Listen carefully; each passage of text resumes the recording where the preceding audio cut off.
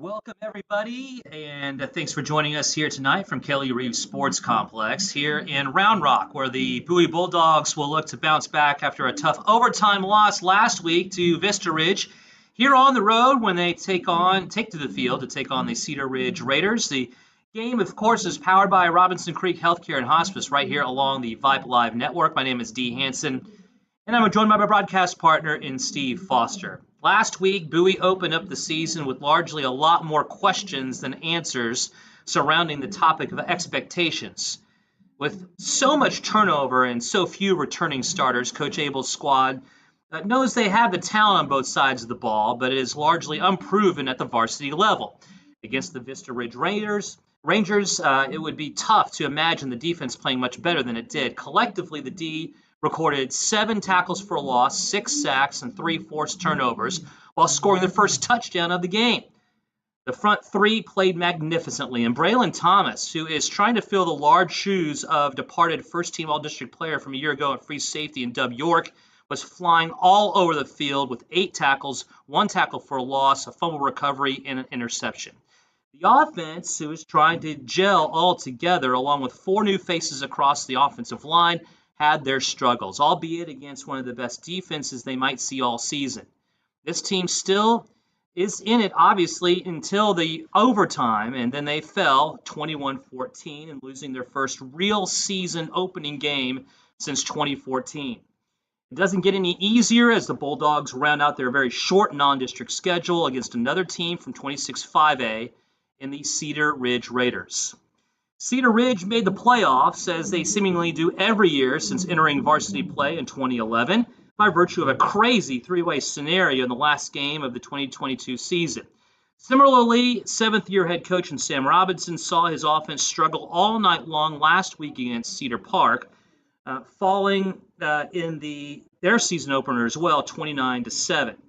His 4-3 defense will rely on the left side of that front four with end and first-team All-District player from a year ago in Jonah Collis, lining up alongside nose tackle Malik Cousins. The offense will look to keep mistakes at a minimum after botching several snaps last week against the T-Wolves, one leading to a safety. We have 2 teams that are looking for their offensive identity while trying to keep from starting the season 0-2 and find some positive momentum before, at least for Bowie, going into district play next week. We're going to keep it here as we run through the starting lineups and get to the kickoff of tonight's contest as the Bowie Bulldogs host the Vista Ridge Rangers under the Friday night lights here at Burger Stadium. Again, this is Bowie Bulldog football presented to you by Robinson Creek Healthcare and Hospice along the Vype Live Network. You might imagine that this sounds slightly different than your normal audio, as, again, this is Dee Hanson, and we are experiencing a little bit of technical difficulty. We should have that remedied here very shortly, but without the ability to really play any spots and do what we normally do in our pregame, we're going to move forward also and look at the starting lineups. This pregame is brought to you by Schlotzsky's. The starting lineups, again here for Bowie, will take on a whole different look than from even last week. And of course, you have your head coach in Jeff Abels in a 22nd year, eyeing 150 wins. He's 3 shy of that at 147-87. And this is a team that gave up 21 points last week on the defensive side of the football, although it did score 1, and that last touchdown came in overtime. The defense will be the most affected by the change in turnover in what would be your normal starters. There are 16 players on the varsity roster that will not be available for Coach Abels here tonight. A large portion of that on the defensive side. So not just starters, but also backups. A lot of depth affected on the defensive side. And, of course, the defensive coordinator is Darren Pittman in his 7th year. The front 3 will stay intact. Garrett Gibson in the middle, Colin Rice at the defensive end wearing number 99. The senior had 3 tackles for a loss last week. Garrett Gibson in the middle wearing number 62, a senior. He had 2 tackles for a loss, and he also led the team in tackles overall with 12. Jackson Lang, the lone starting sophomore, is at the other end wearing number 44. Your linebackers will include Joaquin Tijerina at the strong side. Noah Lear will be over at Bandit. You do have still starting and Nick Beavers and he will be at one linebacker as well, number 30. He is a senior. Isaiah Mims will move over from corner. He wears number 23, a junior, and will move over to rover as Derek Neptune is unavailable, as is Ryan Trueblood, his backup, the junior. Braylon Thomas still in the lineup. He is a free safety wearing number 8. He is a senior. Cole James will also be in the defensive backfield. Sorry for the ambiguity, as there's a lot of movement here.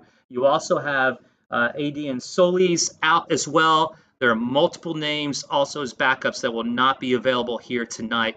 The defense will have their work cut out for them here on, again, another high humidity and near 100 to high 90s start and kickoff here at Kelly Reeves Sports Complex. The offense affected as well by injury, but not quite as much as the defense, will not be with the services of maybe one of the biggest playmakers on the team, and Carmine Eli. He is out due to injury, along with Justice Trumpler, the starting left tackle, and also captain of the team, 2 of the only starters returning from a year ago. The rest of the offensive line does have Cedric Walls at left guard. He wears number 61, a junior. Clayton Meagle, he wears number 58, a junior. Carlos Ortiz at right guard, wears number 75, a junior. John Martino at right tackle, wears number 67, a junior. Owen Langdon will be at tight end, wears number 20, a junior. Matthew Martinez will start at wideout, wears number 4, a senior. Owen Ball also at wideout, wears number 3, a junior. Cole Craddock will also be starting here tonight as well, wears number 20, a junior. And starting at tailback tonight will be Joe Delmark, wears number 22, a junior. Last year he was with Lake Travis.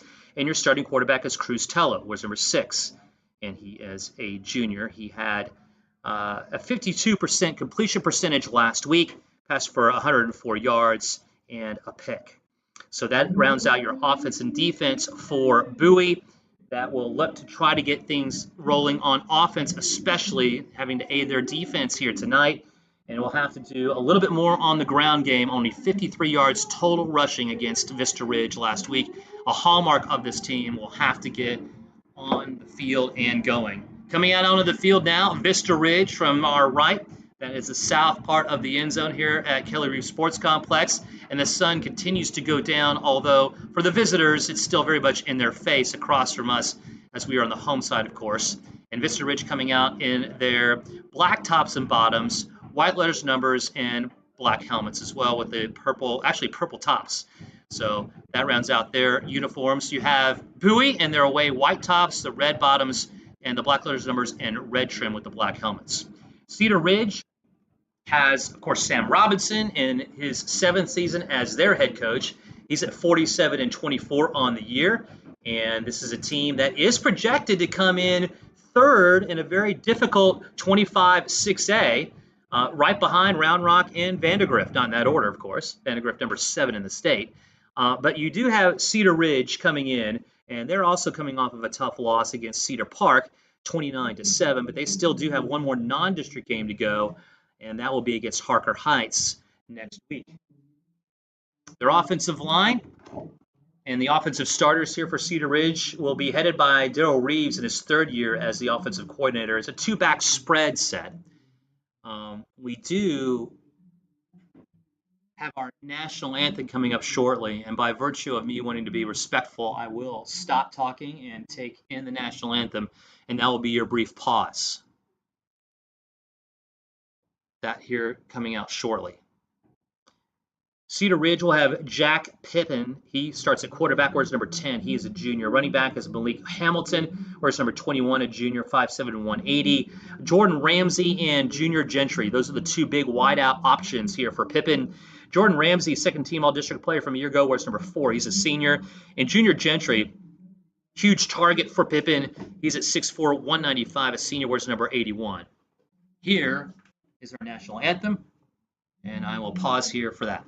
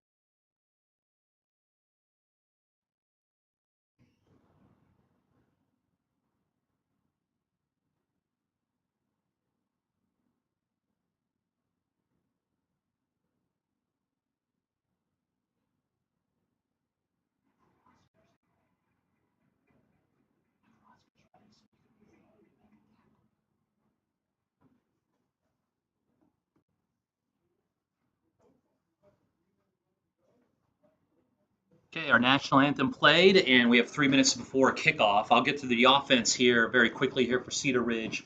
From left to right in the offensive line, it is left tackle Marco Casimino, where he is a sophomore, wears number 52. Left guard is Nick Hanster. He wears number 56, a senior. Connor Anderson wears number 62, a junior.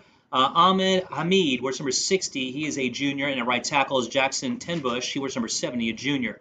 Again, another wideout, Andrew Johnson, wears number 20, a senior. Eddie Carruthers, also at wideout, wears number 2, a junior. 5 seniors, 5 juniors, 1 sophomore starting on an offense that averaged 23 points per game last season, only had 7 last week. Defense is a 4-3, and they will have your interior lineman, Emily Cousins. He is a senior, 6'1", 245, wears number 95.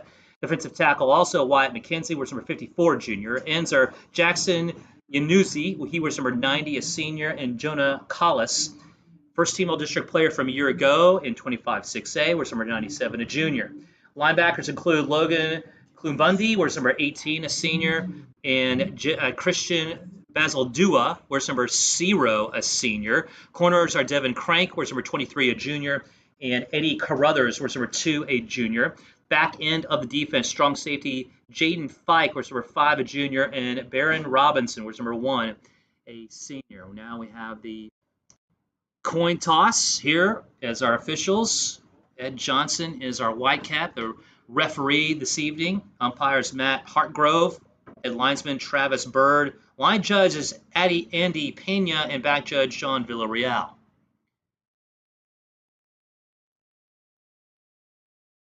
About 96 degrees to start as the coin is flipped. Bowie will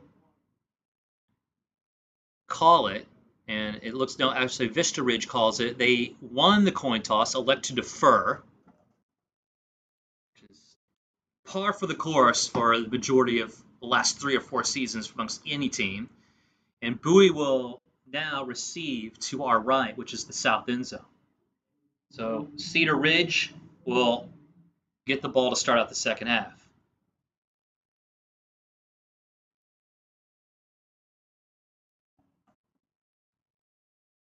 This is a Vista Ridge team that has 5 seniors, 6 juniors, and a sophomore starting in their defensive group that gave up 371 yards of total offense against Cedar Park last week and 4 touchdowns, 3 of those rushing. Again, I think that if Bowie wants to be in on this game early, they have to get the offense going, especially on the ground, and have the opportunity to keep the offense of the Raiders off the field if possible, especially considering the lack of depth that the Bowie Bulldog defense has going into this game, and still the weather being a factor, that being the heat. Although the majority of the field, I would say 70% of it is now in shade, still there is a significant portion where the sun is going to be a factor, if not anything else. For Bowie, to our right, they might have that to play with when fielding the ball on the kickoffs. That coming up here now.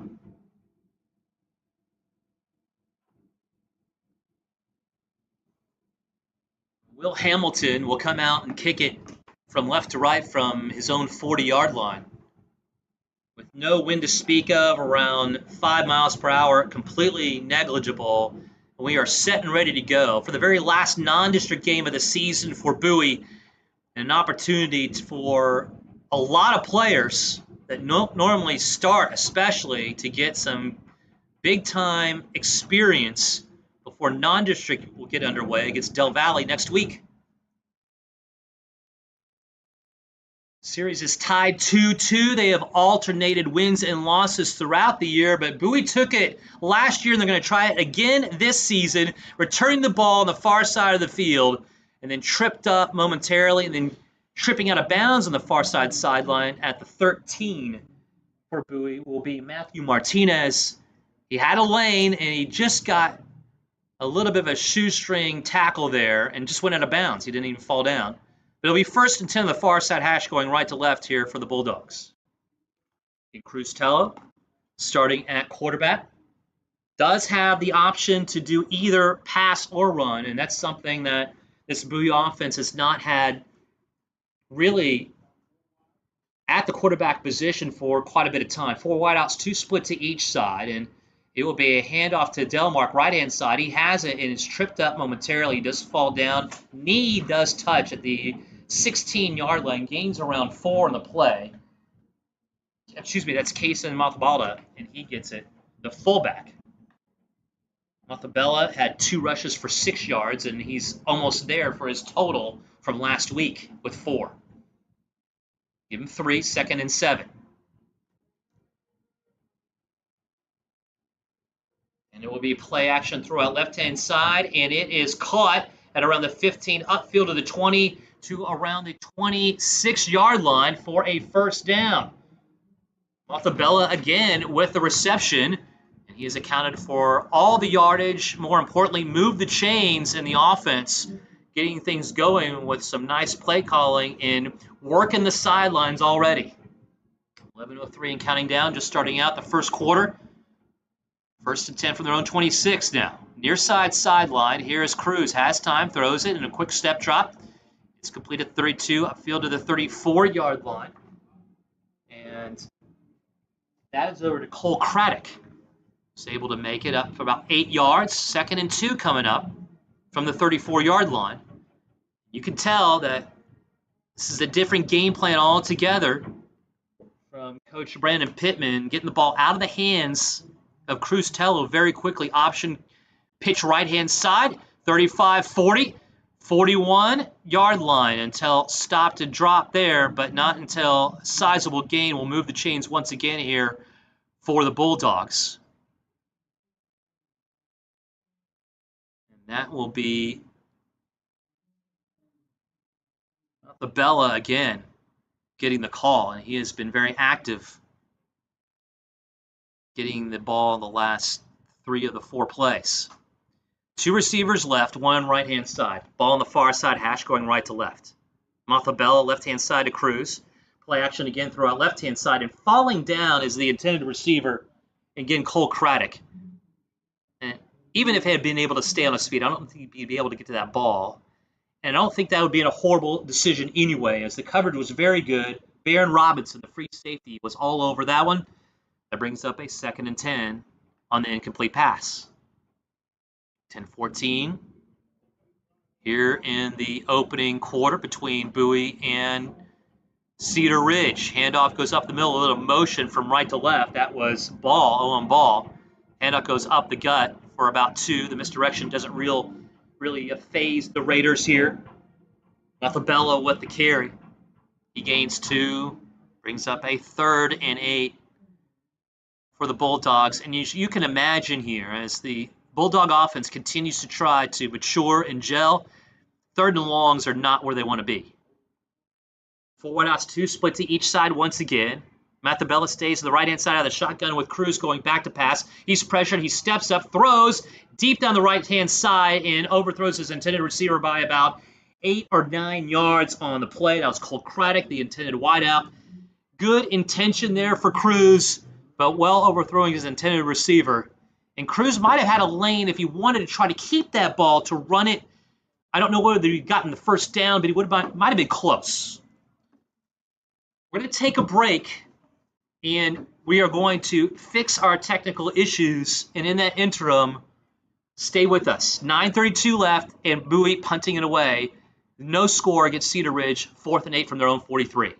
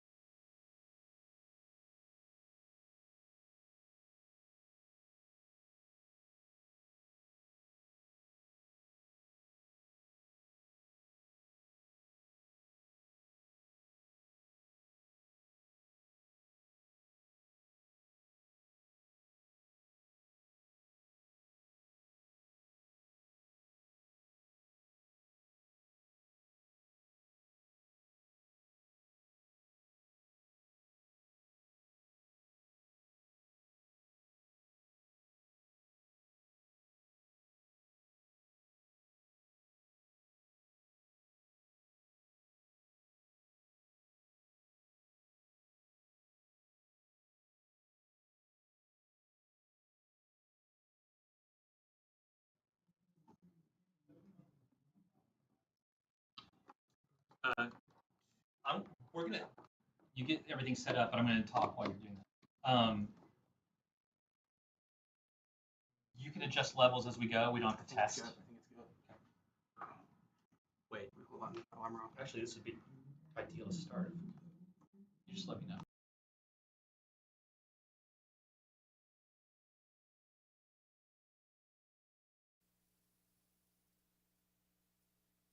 Moonshine, Santiago's Cocktail Cantina, Slapbox Pizza, Holy Seas, and thank you again for your continued support of Round Rock ISD.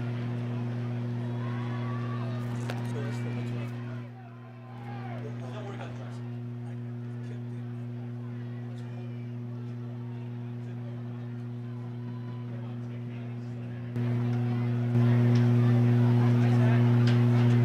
Three plays, 20 yards.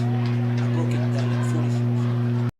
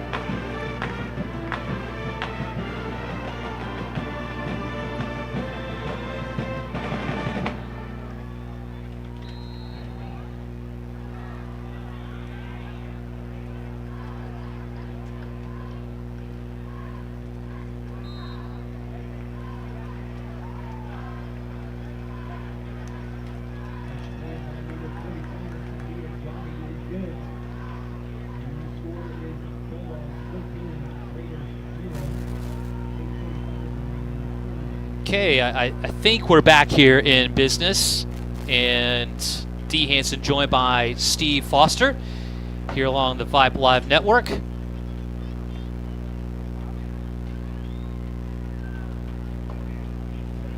And we're set and ready to go here from Kelly Reef Sports Complex. 8:25 left here in the first quarter. So the last time we actually talked to you, it was no score here for Bowie, and they were punting it away, Steve. And then since then, they punted it away and were able to get a turnover on the muffed punt and use that to get a 6-yard touchdown run by Cruz Tello to something with 8:43. Less than 20 seconds of gameplay later, Cedar Ridge in their first offensive series after the kickoff threw the ball. It got tipped, got picked by Cole James, and he was stopped at around the 8-yard line. Here's the kickoff from Bowie, and it's short and out of bounds on the near side sideline. Flag will fly.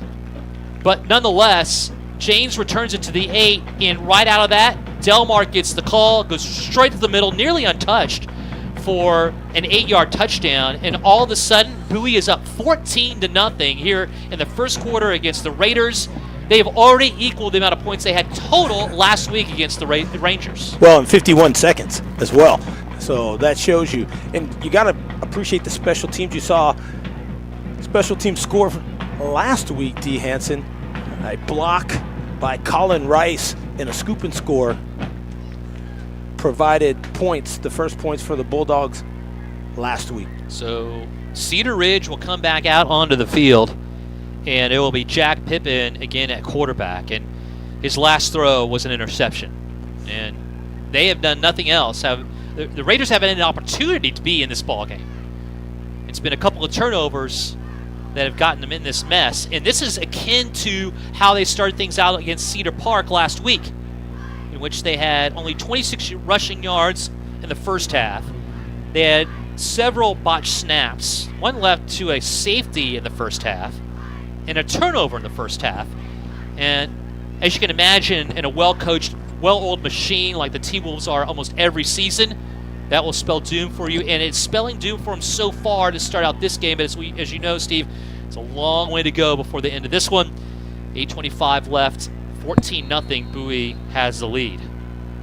And there's a re-kick, D, because the ball was kicked out of bounds by Bowie. Bowie. So penalty 5 yards back to their own 35-yard line. He's Sadia Jabi to do the honors, and he angles this one about near side sideline, fielded at the 10-yard line, brought up there to the 20, 25, 30, 34-yard line on the near side. That returned by Baron Robinson, the junior, and 1st and 10 for the Raiders. And I have a feeling they're going to be running the football here. That's just a guess. Well, you know, the old saying is when you pass the ball, 3 things can happen and 2 are bad. We saw that on the first play. Momentum at the 45-yard line of Cedar Ridge on the carry here for Joe Delmark. And that will bring up a 2nd and 9 from the 45-yard line of the Raiders. 7:46 and counting down left in the first quarter of play. And Bowie with a blitzkrieg on the defensive side of the football with the turnovers, 3 already here in the first quarter. Looking to strike again, and now this pass out right-hand side is blocked out of bounds, or blocked down, and had no chance.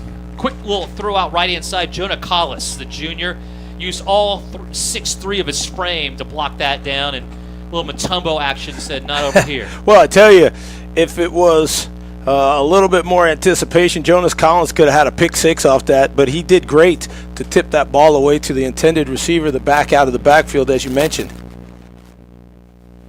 3rd and 9 here for Tello and Co. Back to pass Tello. Rush up the middle. He's in trouble, and he loses the football. It is picked up in midfield, streaming down the right sideline, still on his feet and going into the end zone. The Raiders now have a fumble recovery and a touchdown off of the pickup by David Evangelista Torres, the senior linebacker. And this is one of the crazier starts to a game I've seen in quite a bit of time. Absolutely. A 54-yard fumble, scoop, and score by Cedar Ridge.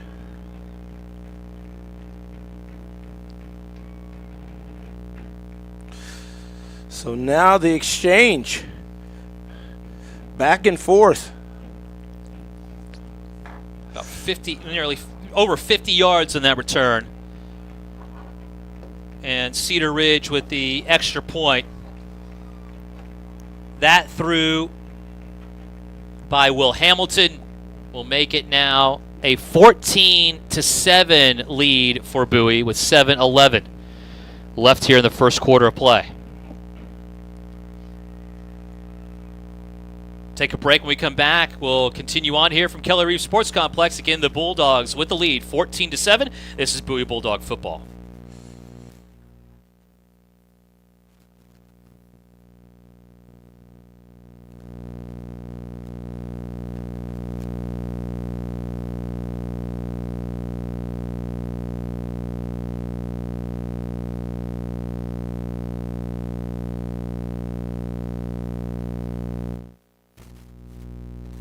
Look at those spots here in a second. We'll keep it here. 7-11 left again in the first quarter.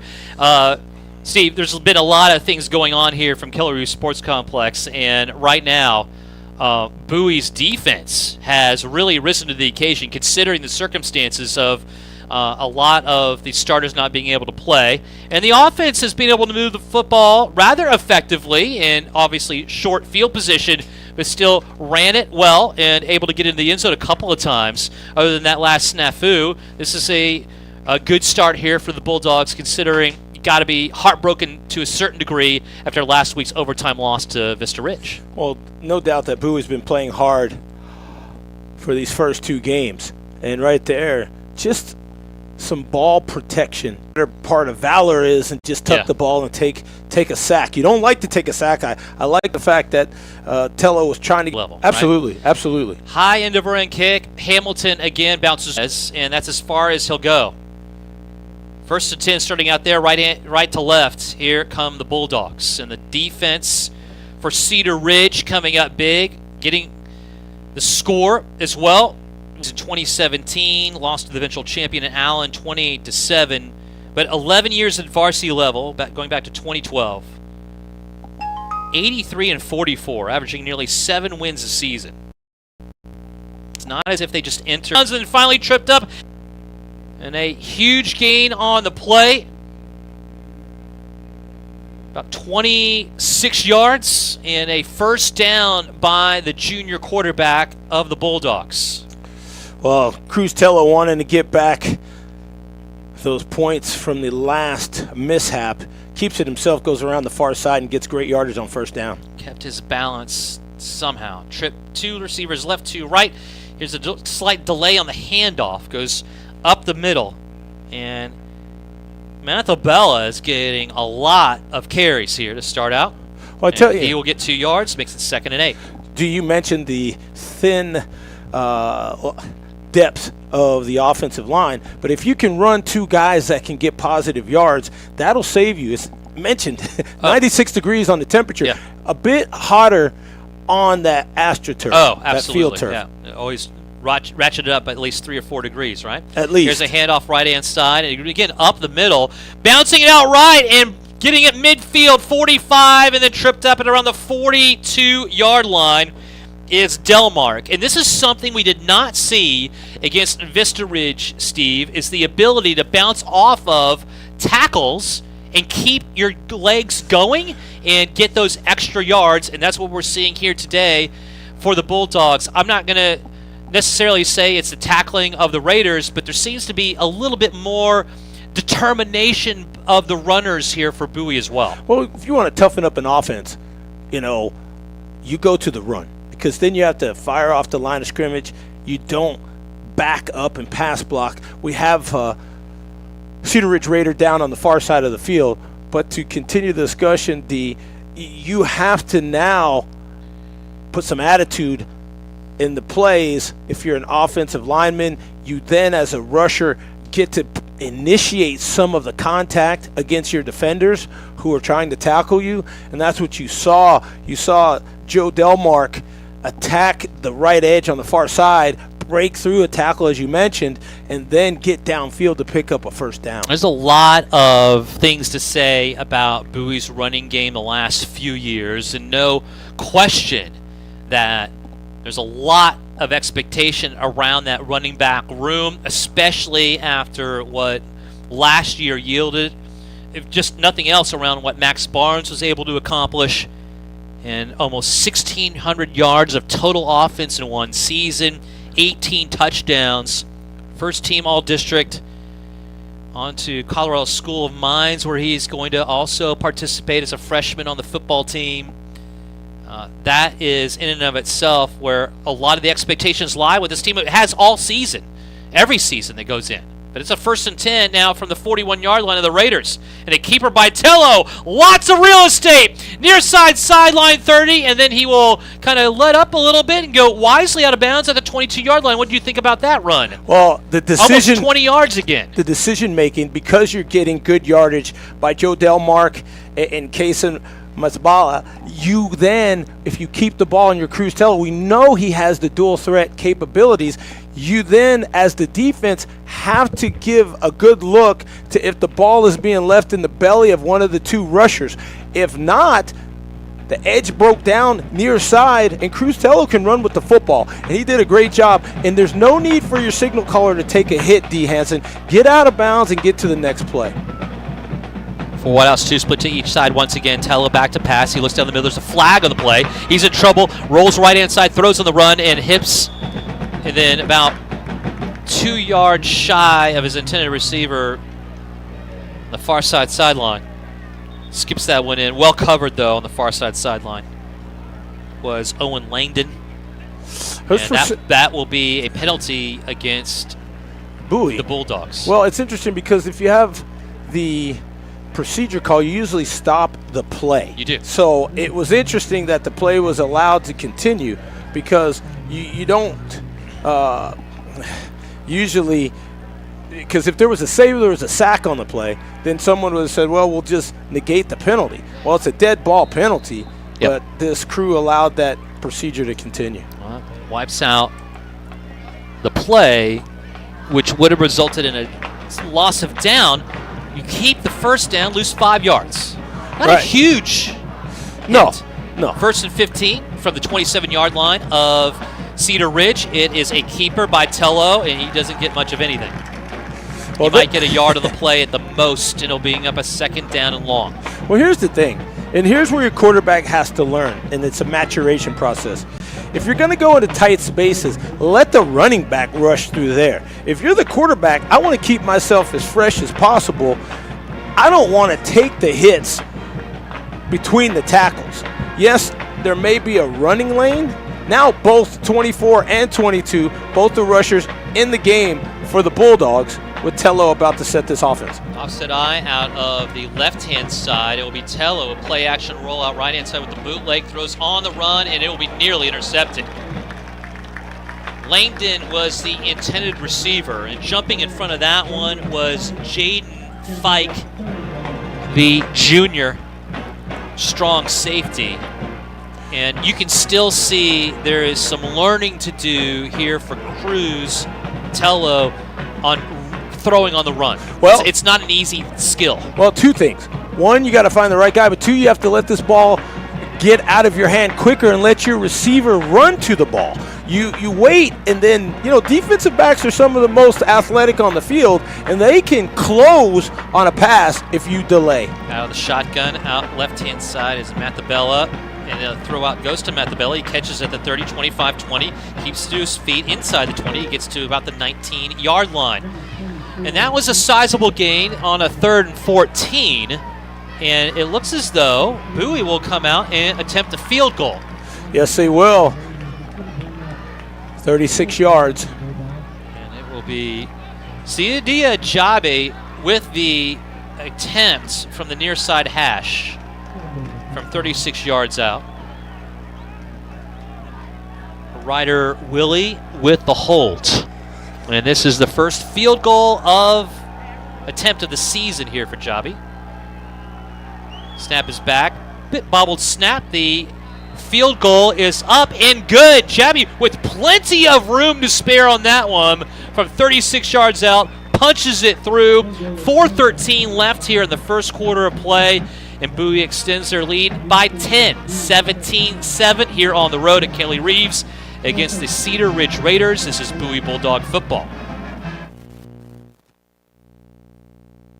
Most injury attorneys these days are characters, all promising to get you a big check easily and quickly. The truth is, when handled well, an injury case is not easy and they take time. You shouldn't pick an attorney because of their gimmicks. You should pick an attorney because they have experience and resources to get you and your family the best outcome. A serious injury requires a serious attorney.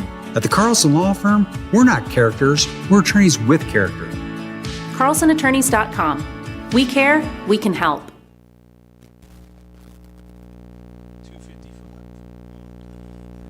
4:13 left here in the first quarter of play. 17-7 now the advantage here for the Bowie Bulldogs. Cedar Jabi with the extra point.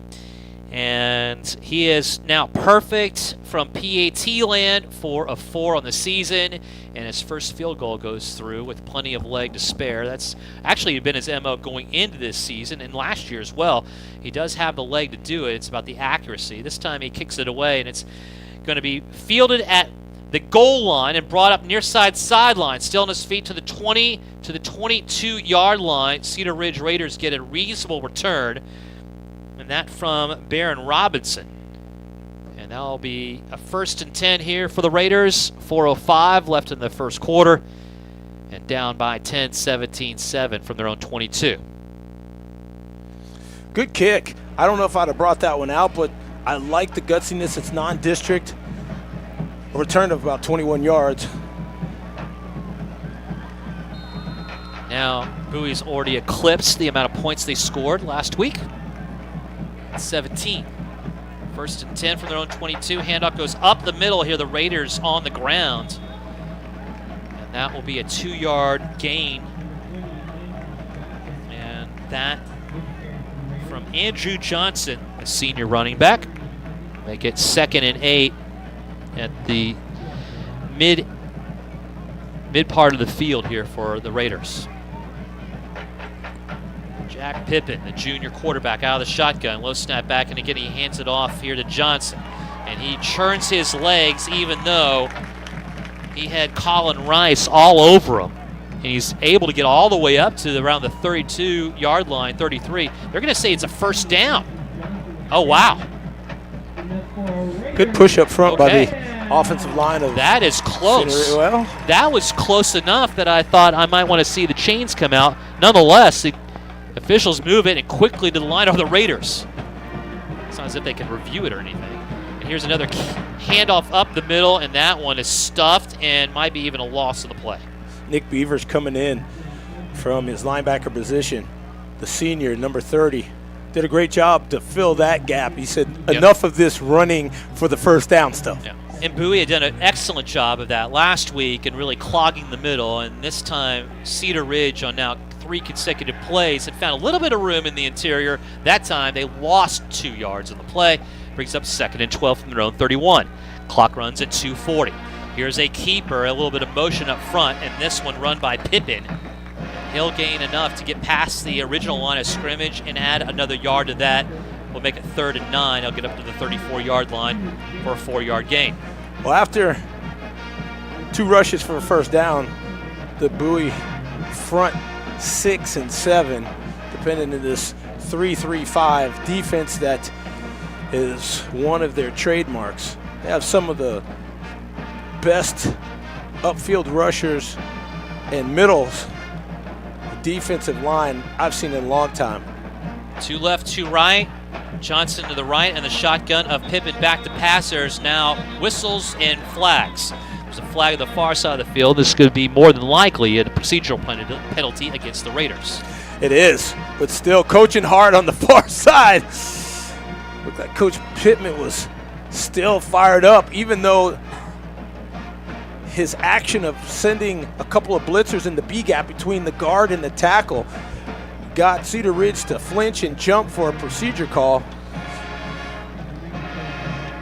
It looks like they're going to decline this penalty and bring up. What? Okay. Well, let's see here. That's an option. I'd be shocked if they did that. I saw Coach vehemently saying decline on the on the far side. Well, that brings up 4th down. I think this is a good move. The defense is playing well. I agree. 4th and 9, I don't think you want to try that on your own 34-yard line. We've seen that the short field has this Bowie offense, which has definitely come out of its shell from last week. Well, I mean, this is a long conversation for – okay. But it may have been a dead ball. I'm going to say maybe he doesn't have the opportunity to decline. Well, that's interesting, D, because when Bowie had the ball, they allowed the play to happen on the same call. Yep. Okay, the ball is nonetheless brought back 5 yards. It's now 3rd and 14. A lot of motion here and a great jump and a screen pass and a lot of room left-hand side. Upfield to the 40-45, first down and more all the way to midfield. Perfectly designed call and play to Johnson, who gets the first down. I like that because that's football judo. If you want to come get me and come to my quarterback, that means you're going to give up something on the defensive side of the ball. And when you have a running back with good vision and can catch the ball sliding out to the far side with blockers, that's how you can pick up a 4th down on pick up a 3rd down on 3rd and long. Nicely thrown ball by Pippen as well. I mean, you can really sometimes those opportunities are so obvious that you cannot throw a good ball, and Pippen laid it out there quite nicely for Johnson to do the rest of the work. And that's all you really want to do there. Get your playmaker in some space. Shotgun for Pippen. He has Johnson to his left. Again, 4 wideouts, 2 split to each side. Pippen back, and now he'll roll out left against the grain. He's in trouble. Breaks that back up, though. Gets out of a couple of tackles, still on his feet, and then finally is hit. Not till he bowls his way for about 1.5 yards, 2 yards on the play when he could have easily lost 3 or 4. That'll bring up a 2nd and 8. Should have lost at least 3 or 4. You can't go at a rusher, even a quarterback, high because the pads make you wider than you are as a person. I loved when people came high because you can shrug them off. We get in the weight room and everybody loves to do chest and shoulders workouts. That's not where you want to hit somebody. Trips right, one left-hand side, and Eddie Carruthers. Deep ball down the middle of the field, and it'll be incomplete. A flag is thrown. All the way back to the 10, about the 15-yard line is where the hanky's thrown. It was Junior Gentry, again at 6'4", is one of the primary receivers, and this time Pippen let it all air out about 40 yards downfield, and they're going more likely here call a defensive pass interference against the Bulldogs to bail Cedar Ridge out, and they do. Yeah, and that seemed a little bit incidental. That ball sailed over the head of everyone, but because the feet got tangled up towards the end as Dylan Farenthold was closing in on the aforementioned Junior Gentry, the hanky came to the field. 2 back set. Johnson and Hamilton now are your backs, and the ball is loose and still on the ground. And recovered, I think, all the way back to the 39-yard line. We'll see. There's a conference here by the officials. We still have no indication. Both teams think they got the ball. This should be Bowie's ball. I agree, but we have to see what the officials do. They have to do their arm thing. Nope, they're not going to say it's Bowie's ball. It's 2nd down. That's a poor call because nobody had established possession of the ball on the ground. That right there is a gift by the umpire who really didn't see what the heck went on. Clock rolls, though, under 18 seconds. This might be the final play of the first quarter. I think Cedar Ridge is going to try to regroup and let this game clock. Second down and around, I would say, 15 to go. They quickly to the line, though, with 3, 2, 1. That is the end of the first quarter of play. The officials run in, and that will do it in a more than eventful first quarter. Steve, I can't recollect in the 20-plus years I've called football games, we've had a more entertaining and all over the place as far as the different things we've seen. All the things we've seen in the first quarter, we've seen during the whole game usually. And right now, Bowie has been able to take advantage of the situations of the multiple turnovers with 3 right out of the gate by Cedar Ridge. But to the Raiders' credit, they have kept their nose in it. They were able to also get their own defensive score on a fumble recovery and go all the way down. And it has been now, I think it's up for grabs, but we go to the second quarter, and Bowie leads by 10. Well, I think just on this last play, you saw good push up front, and I think it was a debatable call of who recovered that fumble, and Bowie fighting back to have it 2nd and 15 after there was some good momentum by the purple and white of Cedar Ridge. What have you liked seeing out of the offense here for Bowie? I like because that was a big question mark after last week. I like mixing up the playmakers, not the play calling per se, but the playmakers. That you're getting 2 running backs and Cruz Tello rushing the ball, and then I thought you might like that. All right, okay. Kind of brought that up for a reason. Appreciate that. You like the running game. Here comes a blitz right-hand side, and quickly flags are thrown as we might have, again, a little bit of motion here by the Raiders. Brought on a little bit, I think, by the pressure you could feel for the Bulldogs. They are bringing it from the right-hand side from their second level. Absolutely, and 50 down in time to punt. Here's Will Hamilton to kick it away from his own 43-yard line. Matthew Martinez back to receive. High end over end kick. And Bulldogs hold on defense. Had an opportunity a couple of times to get a turnover. Unable to get there. And again, a possible takeaway overturned by the umpire. And this on the play. I like what Cruz umpire. And this on the play. I like what Cruz Tello likes to do, but right there, you can get the ball to Joe Delmark, who's already broken through. Running backs, as much as we love to see running lanes open by our quarterback. Stomp there. 16-yard line. That is Delmark with the carry. He's had a couple of sizable gains along with Mathabella. So if you give Delmark 2 chances, it could be third Bowie. Listen. Larger offensive lines that Bowie's had, and there's all kinds of movement here. There's a bit of confusion, I believe, in the snap count for the Bulldogs, which will result in a 5-yard penalty. Make a 3rd and 6, a 3rd and 11. Another wheel route, meaning that you have his receiver on the outside, take the defender deep, and he was wide bring open. Up a punt. He was wide open, and Cruz Tello got to put a little touch on that one as the ball came near side, but over the head of the intended receiver. You can see the intent, Steve, as a running back. You can see the intent, the edges. They're getting the ball quickly to their running backs and trying to find gaps in the A and B. They are, but Joe Delmark has enough running capability that he can bust this run outside. They call it bouncing. Here's Josh Polito just getting away from his own goal line, and it's a reasonably good kick, and it will be fielded at the 46-yard line of the Bulldogs. Again, Polito was nearly in his own dog territory, down by 10, 17-7 with 10 arrests. I've never seen a guy who has so much coming in his face kick the ball so well and get the hang time. I'm impressed. Can make a play on the ball. So I like the choices and selections in finding the person to throw the ball to. We haven't seen a lot of Malik Hamilton yet, and he has not gotten the ball. But Johnson gets it in the near side sideline and hits the edge.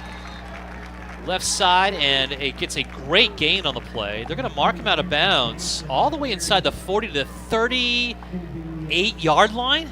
Oh, okay. Well, that brings up 3rd and 2. I thought that was a nice spot. I think that was fair. I think that was fair. This is the first time this has happened ever in the broadcast history where I thought it did not go the way that Bowie should have gotten it, and you side with the officials. They're going to like this. 3rd and 2 from the 38 of Bowie. This big time defensive stop here. We'll see. Handoff goes up the middle, and it's a carry for a first down gain of 5 up the gut. And when you need the yards, Andrew Johnson's the guy apparently for the Raiders. I like Andrew Johnson. I like what he does. He's got good shifty moves between the tackles. He covers that ball up too, man. Yeah, he does. Well, he's a senior. He ought to know at this point, how to run the football, and he does it well, and I love his number. You think he's walking through the hallways and people are trying to knock it out of his hands? All kinds of movement here. And now officials will also stop play. 1st and 10 from the 34-yard line as it stands here, and a substitution availability for the defense is what's going on.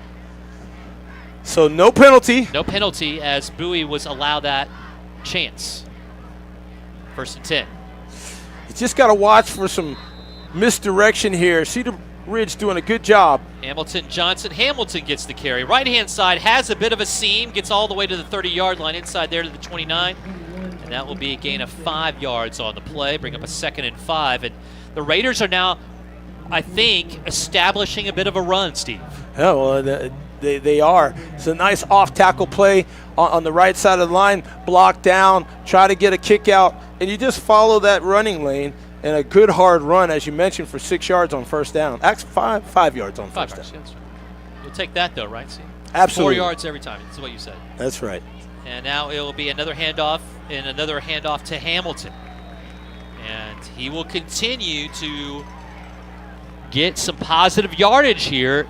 Right-hand side, following that right guard all the way for a 4-yard gain. It will bring a 3rd and 1 coming up here. So Amon Hamid is the guy that really they're going behind and wedging through. They're doing a great job. And, they're double teaming on the left side or against the left side of the defensive line. Nobody wants to go against Colin Rice, and I understand why. 2 backs again out of the shotgun, receiver right, 1-2 left-hand side. Misdirection, keeper right-hand side by Pippen. Breaks it back in at the 20-yard line. He gets the first down.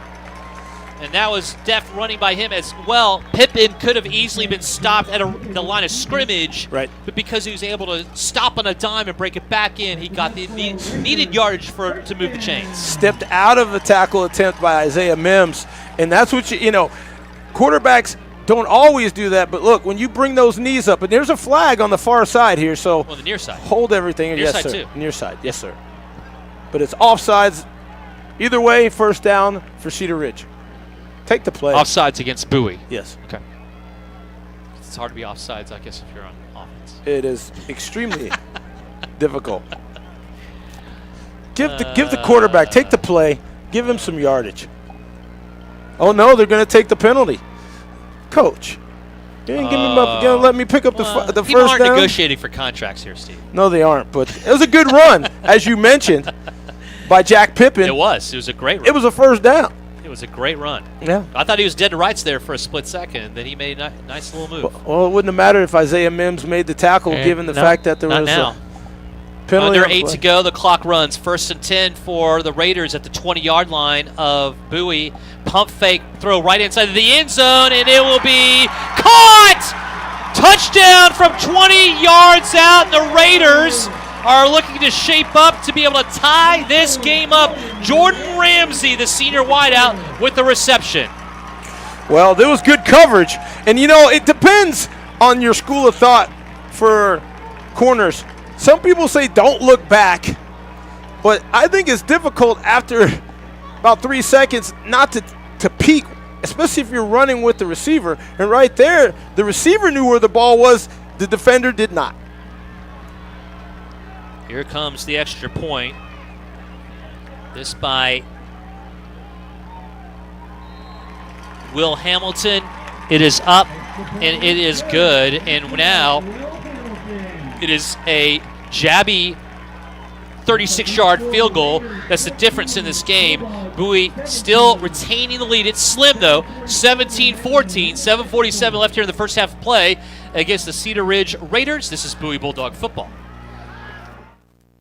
At Circle C Orthodontics, Dr. Fidel Del Toro and Dr. Jonathan Kimes love making beautiful, healthy smiles. Utilizing the latest advances in technology and techniques, the team at Circle C Ortho can help you look better and feel better, too. Their practice philosophy focuses on patient-centered, personalized care. They take the time to get to know you as a person, not just a set of teeth or braces. Circle C Orthodontics, no referral needed. All insurance plans welcome and affordable payment options available. More information at austin-braces.com, 512-394-0930.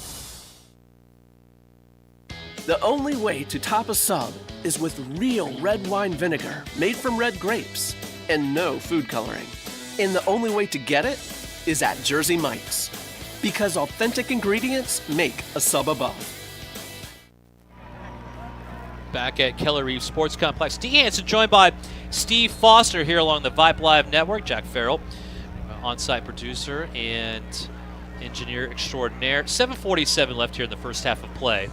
And Bowie retaining a 17-14 advantage after a 20-yard touchdown pass from Pippen to Ramsey.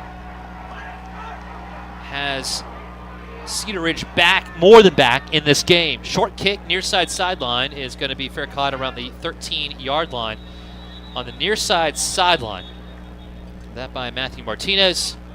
And there's a flag on the play as well.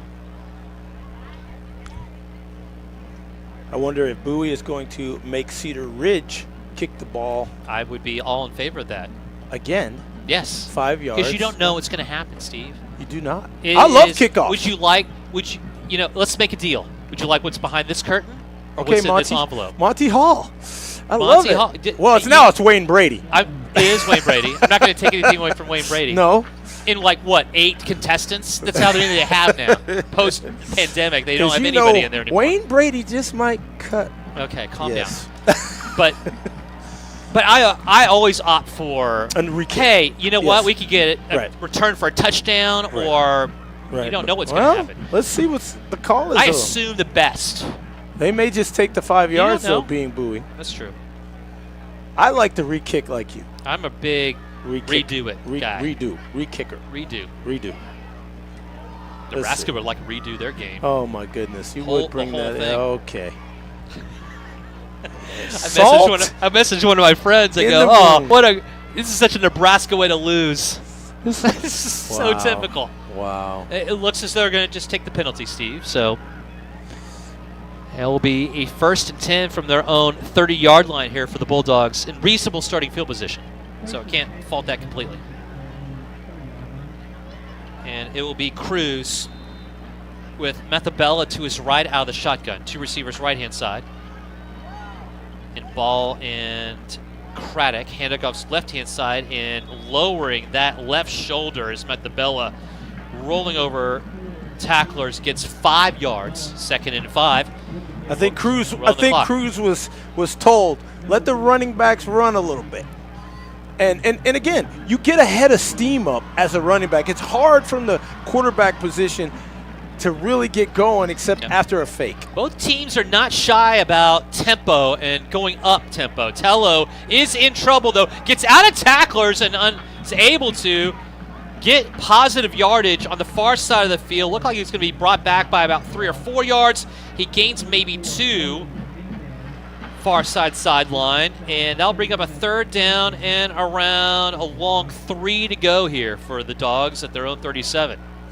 Well, that was great leg work and power on the far side by Cruz Tello, because you're absolutely right. That was a 3 to 4 yard loss that became a 2-yard gain. Kelly Reeves Sports Complex is where we are. It's now become a reasonably nice evening and a bit of a breeze. Clock runs now. Play clock is at 4. We has to hurry here. Trips right-hand side, and a throw out by Tello is caught and then immediately dropped. That'll be yards shy of the 1st down. The pass is complete on the near side sideline. That by Cole Craddock. And it's 4th and 1 and decision time for the Bulldogs. I think you go for it. I have no problem with that. No problem with that. Non-district play. Well, you have the rushers to do it. You got the offensive line. You've been touting it all Absolutely. season long about the size of this group. You're going up against the Dripping Springs, Westlakes, and the Lake Travises of the world. This is the time to try to see what your medal is. Well, or you could draw somebody offside. Hey, you can get a cheap 5. Let's see. I'll take a cheap 5. it's a 3 on the play clock, and now how late the offense was getting out on the field and getting set. There seemed to be some confusion. This is a great timeout here taken by the Bulldogs. We'll take it with them. 17-14, Bulldogs with the advantage, and 5:43 left in the first half here against Cedar Ridge. This is Bowie Bulldog football. At Firehouse Subs, a portion of every purchase helps provide much-needed life-saving equipment to first responders across the country. In fact, in just our area alone, the Firehouse Subs Public Safety Foundation has granted more than $343,000 to local first responder heroes. That's why at Firehouse Subs they make their subs differently, because their subs can make a difference. And their family of restaurant owners and local crews are proud to continue to serve you hot, hearty, life-saving subs you crave every day. With Firehouse Subs Rapid Rescue to Go, it's never been easier to grab subs to go for you or your whole crew.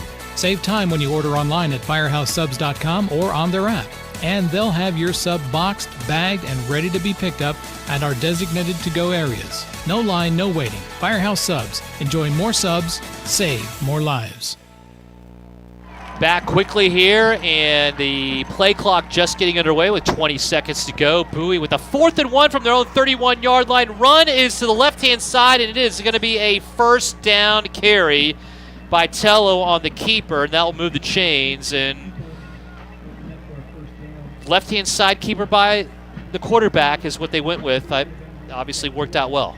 Yeah, you move up one of your running backs to double down on the edge, and you give Cruz Tello the option to either go outside or inside. He's got enough momentum to cut, and he did right there for 2-yard gain.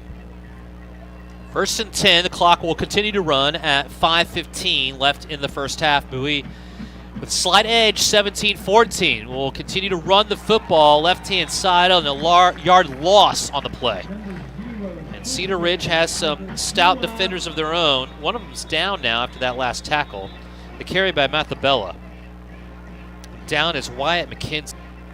And that will also precipitate a stoppage of play with 4:58 left here in the first half. Actually, excuse me, wrong number. Malik Cousin is the one that is down and on his knees right now, Steve. So he got tangled up. We're not talking about cramps. No. You say he got tangled up? Got tangled up on that far side. Kind of it was a pile up as the cutback occurred. He just kind of, engaged with the offensive line. Sometimes you get rolled up on as, that line of scrimmage gets real. Do the kids still say it's tangled up? I remember back in our day, we brought up tangled up all the time. Rolled up. Rolled up. Rolled up on. Got rolled up. Yes, sir. Okay. Brings up a 2nd and 11. And Cousin will have to sit out this play. 2 receivers right-hand side. And Ball and Janes. It is a slip screen in the middle. Nice play up the gut and staying on his feet. Great balance past the 45 to the 43-yard line for a first down to Kaysen Mathabella. And Mathabella has had a whale of a first half. Well, here's the thing. He set the tone to start out this game. Yeah, and Joe Delmark is a great compliment. I would keep using both. I like, because it keeps the defense honest. We talked about Max Barnes last year, but when Bowie has 2 rushers, it just makes it so difficult.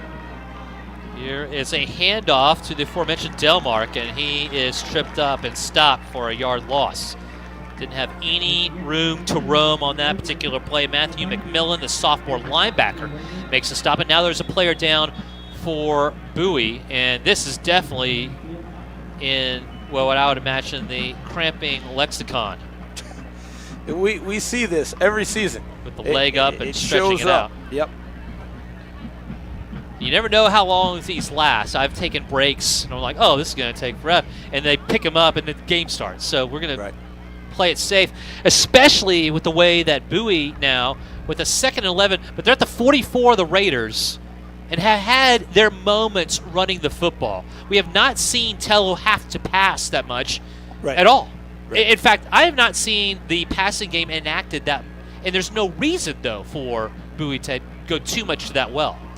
Well, I tell you. Unless you want to surprise him. Right. So it might be you run, and then chess match, go deep.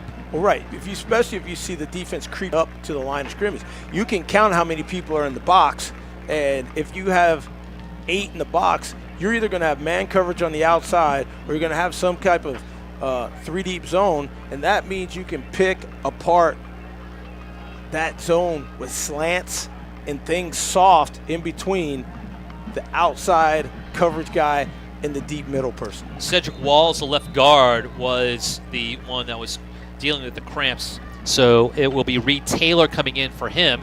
Here is a roll right-hand side, and then pass out right and complete to the 35-yard line. That is Ball. Owen Ball, I have that as his first catch of the year. Yes, Owen Ball 35-yard line. Was open in the first quarter, but the ball sailed on Cruz Tello. But listen, again, you creep in the box like that, Owen Ball with a nice slant route in front of us almost picks up the first down. 8 yards on the play, 3rd and 2 at the 35-yard line of the Raiders. Clock runs at 3:25 to go. Handoff, right-hand side, nothing doing, and that's a loss of the play of about a yard. Delmark on the carry, and he is met and dropped by a host of purple jerseys.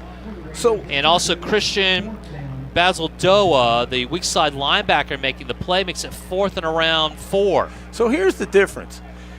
People do this pistol in this situation where you put your running back so far deep in the formation, it takes them too long to get to the line of scrimmage. Bowie's not going to consider the field goal opportunity here, and they're lining up to run a play at 4th and 3 at the 36-yard line of the Raiders. 8 on the play clock, continues to roll. Here's Cruz Tello.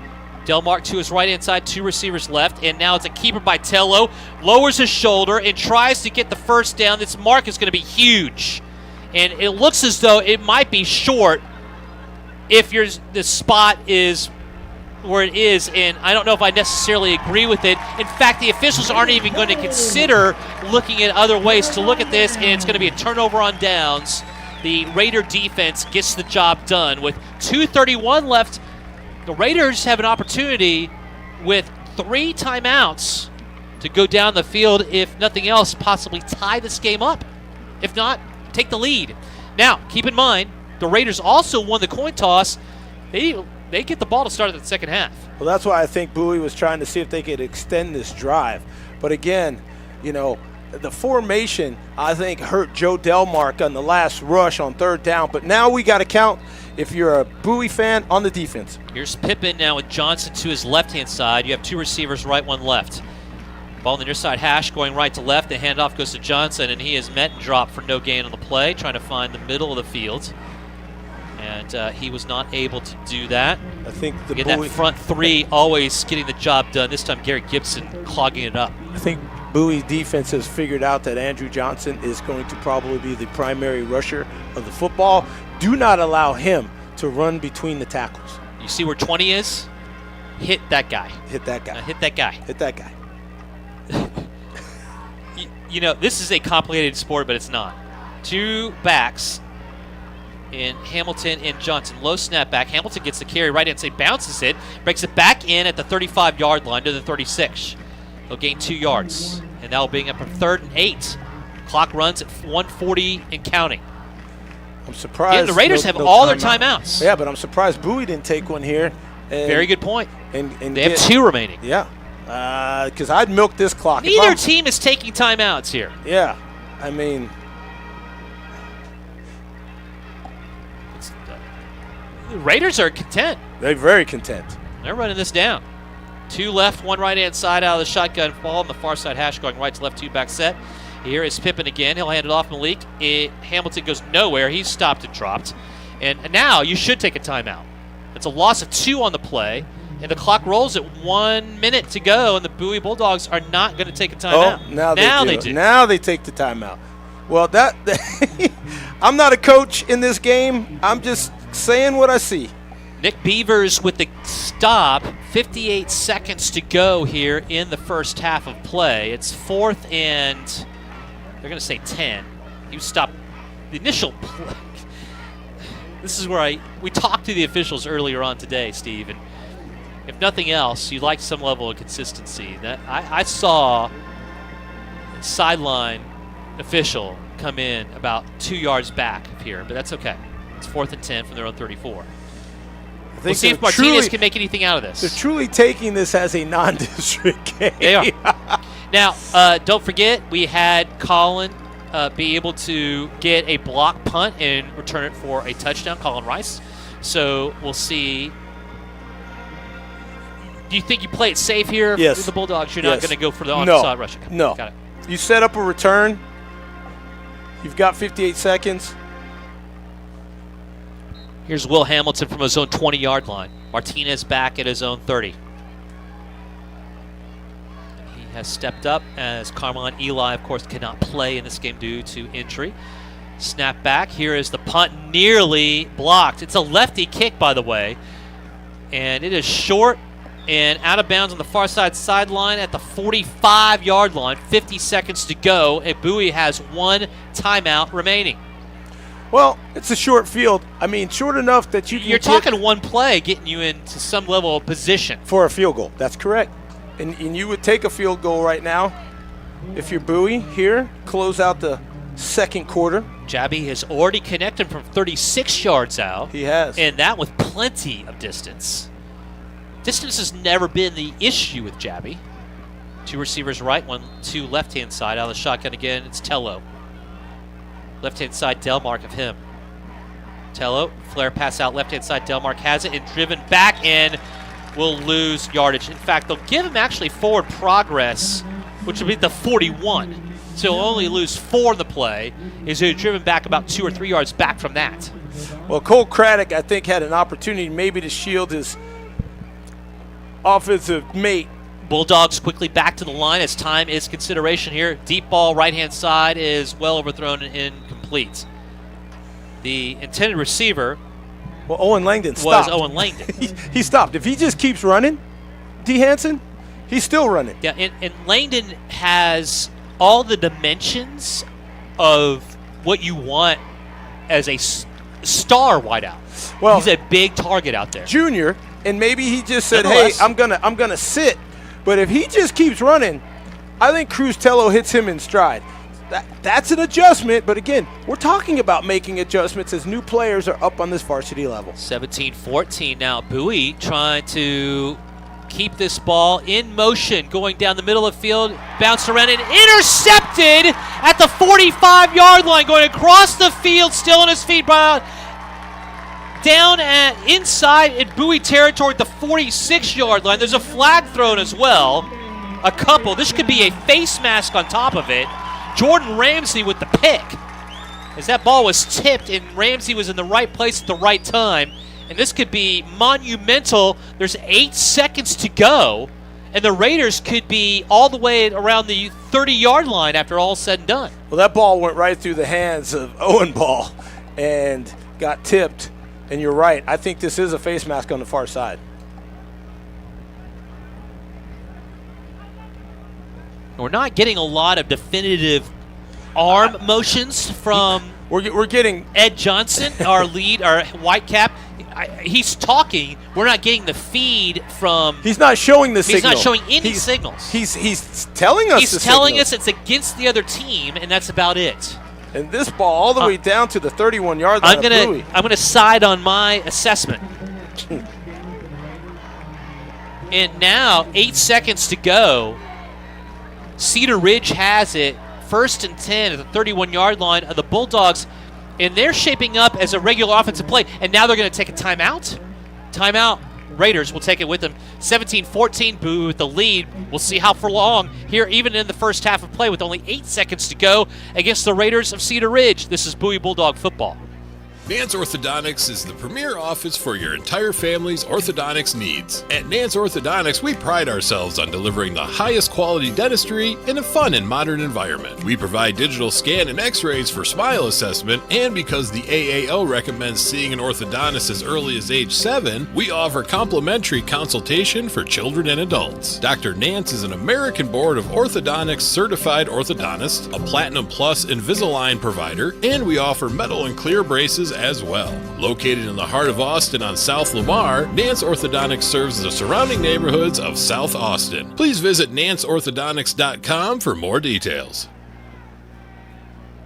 Back here from Kelly Reeves Sports Complex, D. Hansen joined by Steve Foster here on the Vype Live Network. First half had 4 turnovers and 3 scores. 4 scores, and now we have 1 score here in the second half.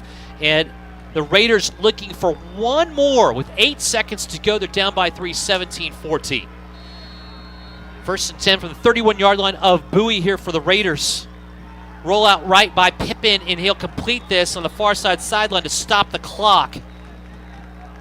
And they're going to mark this out of bounds at around the 28.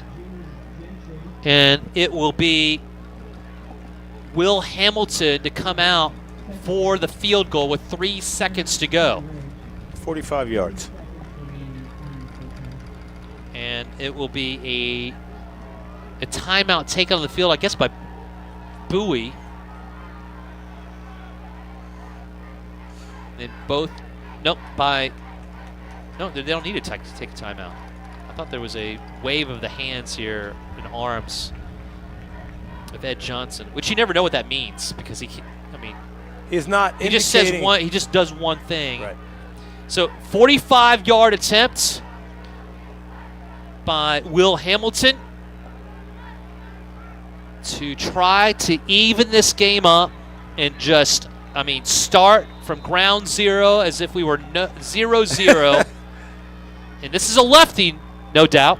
And here is the attempt with 3 seconds to go in the first half. It is a fumbled snap and or a fake. Flags fly, and a run to the left near side sideline is stopped by Baron Robinson. It's offsides. The run by Baron Robinson and the stop is by Isaiah Mims. So it's going to be a 40-yard field goal now. But what happened on the snap? Was it bobbled, or was that an intended run to the left-hand side? I think the snap was bobbled. Okay. However, I got the penalty part. I'm just saying, Yes. I'm trying to articulate to the audience what happened on the actual snap back. And your feel is that it was just bobbled. Correct. Okay, fair enough. So now it's a 40-yard field goal. And the holder is Baron Robinson. Tell you, it's not easy to get the snap down. And here's Will Hamilton again with the attempt from 40 yards out with no time remaining. Here is the field goal. It is a line driver. It hits the crossbar and bounces back and no good. And there's another flag on the field. That at the 30-yard line. This could be roughing the kicker. It's unbelievable. It's unbelievable. It's a 5-yard penalty running into the kicker. We will no doubt not be able to find out whether it was roughing the kicker because Ed Johnson doesn't do roughing the kicker. Oh, he did the rough Did running. He do it? He did did the run. Yes, he did. I didn't see it. Yeah, he did the Cupid shuffle. Okay. So this will be now our third consecutive attempt on a field goal by the Raiders as the Bulldog special teams continues to give gift after gift. And now, we have a conference on this one. Timeout. Taken the field by the Raiders. We're going to keep it here. Yes. So halftime coming up. There are plenty of games going on. We had a game last night, Austin High and Westwood. We'll get you caught up on that at House Park. And Friday night, boy, all kinds of games going on. Lake Belton, the Broncos, starting out 2-0 in the season. They visit Johnson and the Jags at Bob Shelton. Dripping Springs will visit Wagner in San Antonio. Rutledge Thunderbirds also 1-0 on the year. Anderson Trojans red hot. They are taking on the Rouse Raiders, a very good football team. At Bible Steel Knights at 1-0 on the year. They'll be at the Lake Travis Cavaliers, as they always seem to be taking on the Cavs. Aikens Eagles are at Elgin, taking on the Wildcats at Wildcat Stadium. Judson Rockets and Westlake renew and continue their non-district back and forth. Westlake number 4 in the state at Chaparral Stadium, and Clemens will be at Lenoff hosting the Del Valley Cardinals, who's starting out 0-1. This is not a banner start for 26-6A. Westlake, Johnson, Anderson, and Lake Travis are your only teams to start out non-district with W's. And on top of that, we had some struggles on offense across the board. Lake Travis with only 13 points in their victory. Bulldogs with 14, and so on and so forth. Now we have a shift in a swinging gate formation by Cedar Ridge will precipitate a Bowie timeout. They have 0 remaining. We're going to use everything we can here in this first half. And we have seen almost everything in this first half, Steve. Yes. I'm just going to say yes because you're absolutely right. The ball is now moved up to the 18-yard line. Right. So it's 1st and 10 from the 18-yard line. With no time on the clock. This with is 0 time. This has been 0 time the last 2 snaps. 2 snaps, correct. And the Raiders shaping up for yet another field goal. And I don't even know. I think that Sam Robinson wanted to see whether Coach Abels would even take a timeout. Yeah. Why don't I just throw a wrinkle out there and see if he'll take a timeout? Take away the freeze timeout for his kicker. So now it will be Will Hamilton again. From 35. 35 yards out. Snap is back. The kick is up, and it will be no good. It's far out left-hand side, and I don't see any flags or anything else out on the field with zeros on the clock when that kick was made. The score will remain 17-14, Bowie leading Cedar Ridge going into halftime here from Kelly Reeves. Well, a great way to finish if you're a Bowie fan. 3 attempts. Great way, because no conversion. Exactly. Aside from that. Well, again, I think this first half was played better than the last half of football that Bowie played last Thursday. Yep. You give them an extra day, improvements made. Yep. And listen, all I need, if you're a Bowie fan, is a little bit of protection of the ball. You probably would then have, a 17-7 game, maybe even a 24-7 game. Cruz-Tello doing his best to try to get the ball downfield. Unfortunate mishap. Turns into 7 points for Cedar Ridge, but a great defensive effort, and that's been the consistency for both weeks. Something you probably also like seeing, Steve, being a guy that enjoys the run. A lot more consistency out of the running game here tonight from Matabella, Delmark, Tello. Yes. We've seen them being able to run the ball effectively. We have yet to see really the passing game being a part of the equation for this offense. That doesn't mean it won't happen, but tonight they don't need to do that because the running game's been able to substantiate itself to a certain degree. More so, especially than last week. I'll agree with you to a certain extent. I think the passing game keeps Cedar Ridge honest. I loved the screen pass that picked up good yardage. Yep. There was a nice near side slant to Owen Ball that picked up 8, 9, 10 yards. I think those types of passes with good offensive push by Bowie does exactly what Agreed. Jeff Abels wants to see in week 2, given the circumstances. The only wrinkle I'll throw in there is that Okay. the screens and the flare-outs are essentially runs. A lot of people would, I know they're passes, but the good thing about that, it is technically a pass. It gives your junior quarterback that has not been in this situation very much more confidence, and you can build on that to throw the football more down the field. I'm going to agree with that.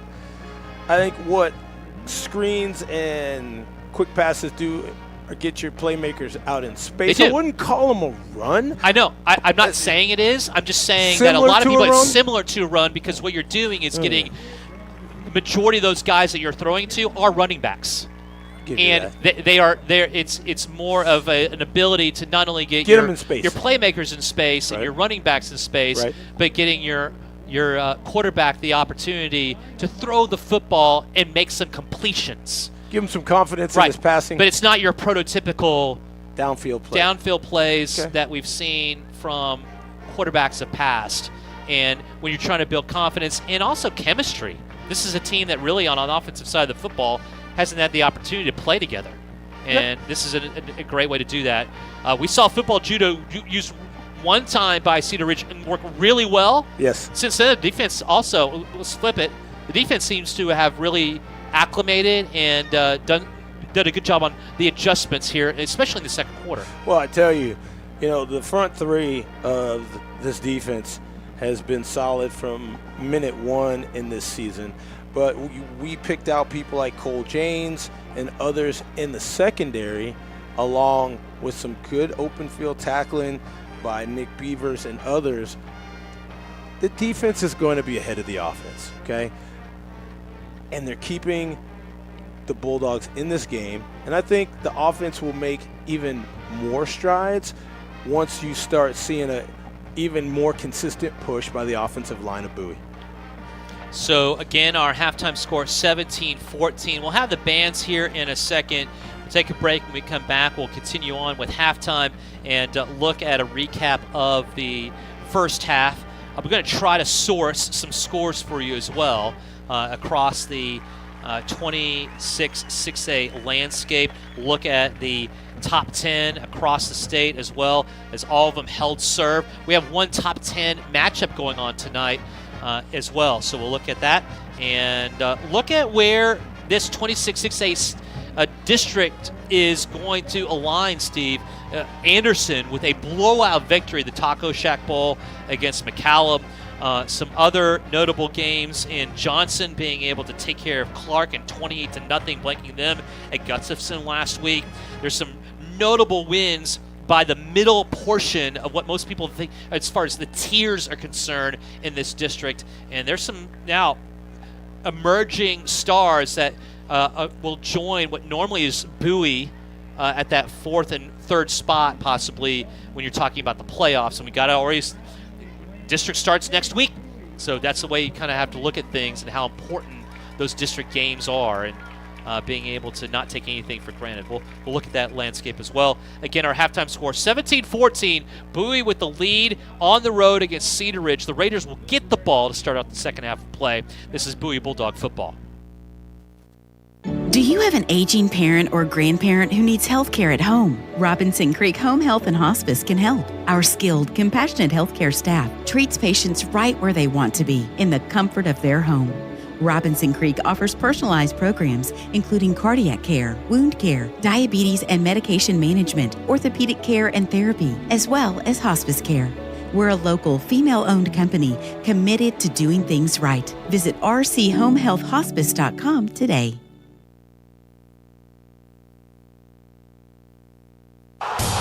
Attention Bulldog fans! After tonight's game, grab a bite during Mighty Fine's 5th quarter at Mighty Fine Burgers, Fries, and Shakes. Mighty Fine is open late during every regular season Friday night Bowie high school game. So join us tonight as Mighty Fine celebrates another Bulldog win. And grab a bite during Mighty Fine's 5th quarter at Mighty Fine's Burger, Fries, and Shakes.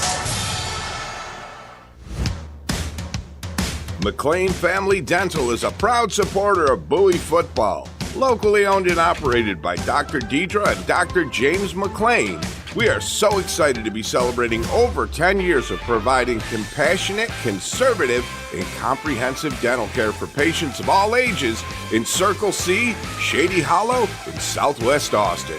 From your friends and neighbors at McLean Family Dental, go Dogs! Looking for the best brunch, lunch, dinner, or happy hour spot? Look no further than your neighborhood Waterloo Ice House. With 4 locations across Austin, we've been serving up cold drinks and made-from-scratch food for locals, newcomers, and families alike since 1976. Get a taste of original Austin with great food and good vibes. With our patios, playscapes, big screens, daily specials, breakfast all day, and more, we've got something for everyone. See locations, menus, and more at WaterlooIcehouse.com. Waterloo Ice House, where neighbors become friends. Are you looking for high-quality, compassionate health care for your aging parent or grandparent? Robinson Creek Home Health and Hospice can help. We offer a variety of home health and hospice care services, all administered in the comfort of home. Our skilled, knowledgeable nurses and therapists help your loved ones recover and manage their conditions. And in most cases, our services are 100% covered by Medicare. We're a local, female-owned company committed to doing things right. Visit rchomehealthhospice.com today.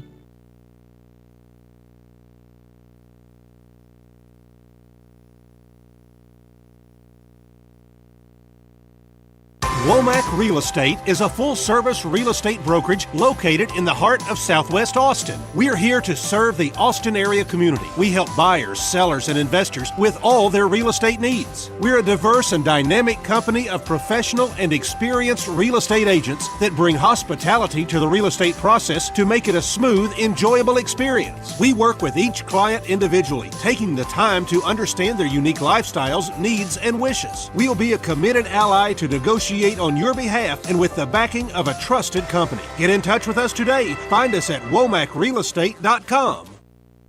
At Jersey Mike's, we take great satisfaction in getting that perfect meat slice. Yes. But we don't do it for fun. We do it for fresh. Because slice to order makes a sub above. At Firehouse Subs, a portion of every purchase helps provide much-needed life-saving equipment to first responders all across the country. This year, contributions from Firehouse Subs and their suppliers will total a minimum of $1 million to support first responders via the Firehouse Subs Public Safety Foundation.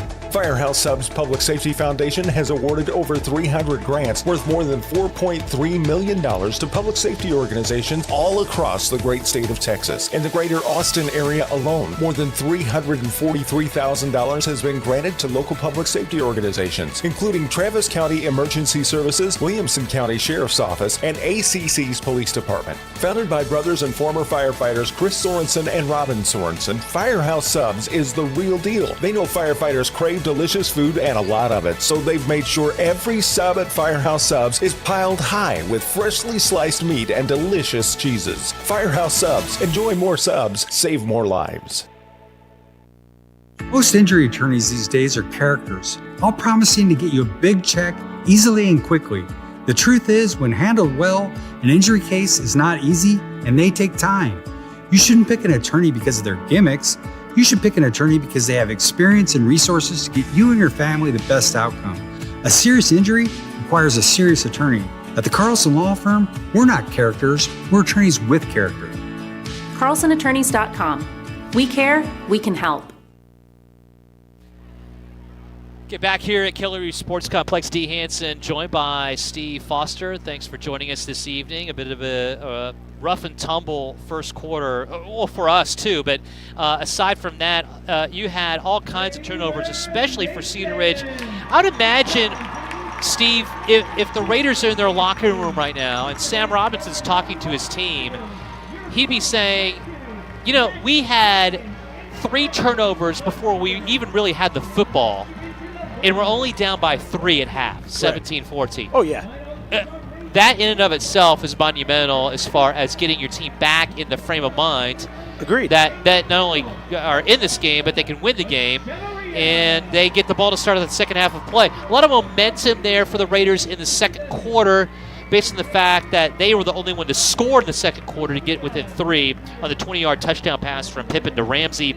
But also, on top of that, Bowie has to be happy with the way they started the game. Yeah. They had come in with 16 players unable to come into this game because of injury and or sickness. Multiple starters, especially on the defensive side of the football. Right. They've held the Raiders to 14 points in the first half of play. And one of those, a defensive touchdown. So only one offensive touchdown given up by the defense in this game. And a lot of kudos, as you'd imagine, go to that front 3 as they have stayed intact and not succumb to either injury and or sickness. But a lot of work to do still for Bowie. They were able to run the football at times on a consistent basis, but not enough to take control of the game by any stretch of the imagination, and have had their opportunities to throw the football down the field and have missed some guys on occasion too as well. So all that said, the narrative around this is that, in my estimation, the Raiders dodged a bullet. They had 3 turnovers before they even really got to start the game, and they're only down by 3. But the Bulldogs have to take some solace in the fact they would cause those turnovers and kept the pressure on enough that they're able to hold on to a 3-point lead at halftime. There's a lot of ways. And they're on the road. We're in the spin room right now. Right. And if you're on the Raiders side, you can spin this, and if you're the Bowie side, you could also spin it. Well, I think Coach Abel says, listen, 7 of those points were given complimentary by Bowie's own team to Cedar Ridge. So if you take away the scoop and score from the mishap, Cruz Tello, who is in a learning curve, he absolutely is. No issues, no worries. You're still winning this game. No one has ever won a game in football at half. However, you got to come out, reestablish the defense if you're Bowie, get the ball back quickly, and continue to do the same without the turnovers. Going into the second half, though, non-district nonetheless. Yes. I know Bowie is slightly, well, I don't know this. This is something I would assume, but I've never coached a game in my life. Slightly guarded. This is a team that doesn't have a lot of depth going into this game. Okay. They are playing well in the first half, considering those circumstances. Do you change? I guess my main question is, do you change any of your strategy going into the second half compared to what you did in the first half? If you're Bowie? Yeah. No. What I like to do is just see the fundamentals. We talk about it regardless of the sport. And the cardinal sin is a turnover, a fumble, or an interception. Eliminate those plays, and I think the Bowie Bulldogs have played a pretty clean game. It was kind of chaos at the end with the field goal because aside it seemed from like that debacle. Right. Yeah. Some coverage. You have to worry, about getting beat deep a little bit. But besides that, I think a very clean game so far on both sides of the ball for the Bulldogs. Difference now, a 36-yard field goal by Jabby makes it 17-14. Bowie with the lead and advantage here at halftime at Kelly Reeve Sports Complex. Band's out on the field. Quick note here as we continue to look at scores across the 26-6A landscape here on a Friday night. The Lake Belton Broncos, who look to go 2-0 on the season, have a 20-6 lead at Bob Shelton Stadium against the Johnson Jaguars. Dripping Springs up 14-0 against Wagner at Rutledge. Anderson Trojans continue their hot offensive streak, leading 21-14 against the Rouse Raiders, a very good football team there at Bible Memorial.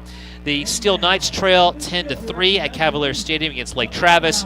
Elgin Wildcats up 14-0 against Aikens at Wildcat Stadium.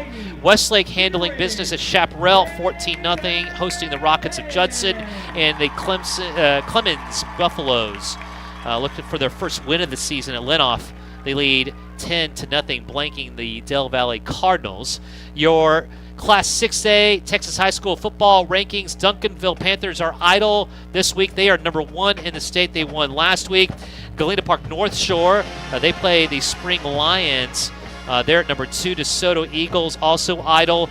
They are 1-0 to start out the year. Westlake Chaparrals, of course, they're taking on Converse Judson right now. Katy Tigers, they are hosting the Humble Atascocita Eagles, who are the number 10 team in the state. So a top 10 matchup right out of the gate.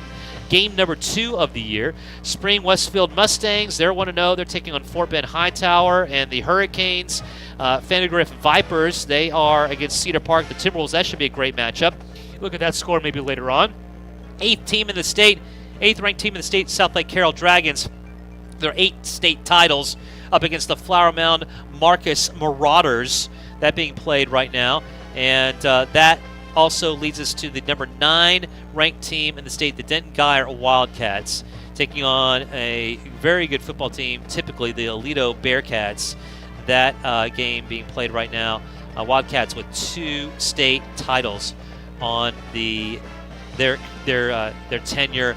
All teams holding serve and looking to do that once again here this evening. And tonight, Bowie looking to go 1-1 on the year before they start out district against the Del Valle Cardinals next week. They lead 17-14. Another whole half to go here from Kelly Reeve Sports Complex. We'll take a break. We'll come back. We'll look at the bands. Again, this is Bowie Bulldog football.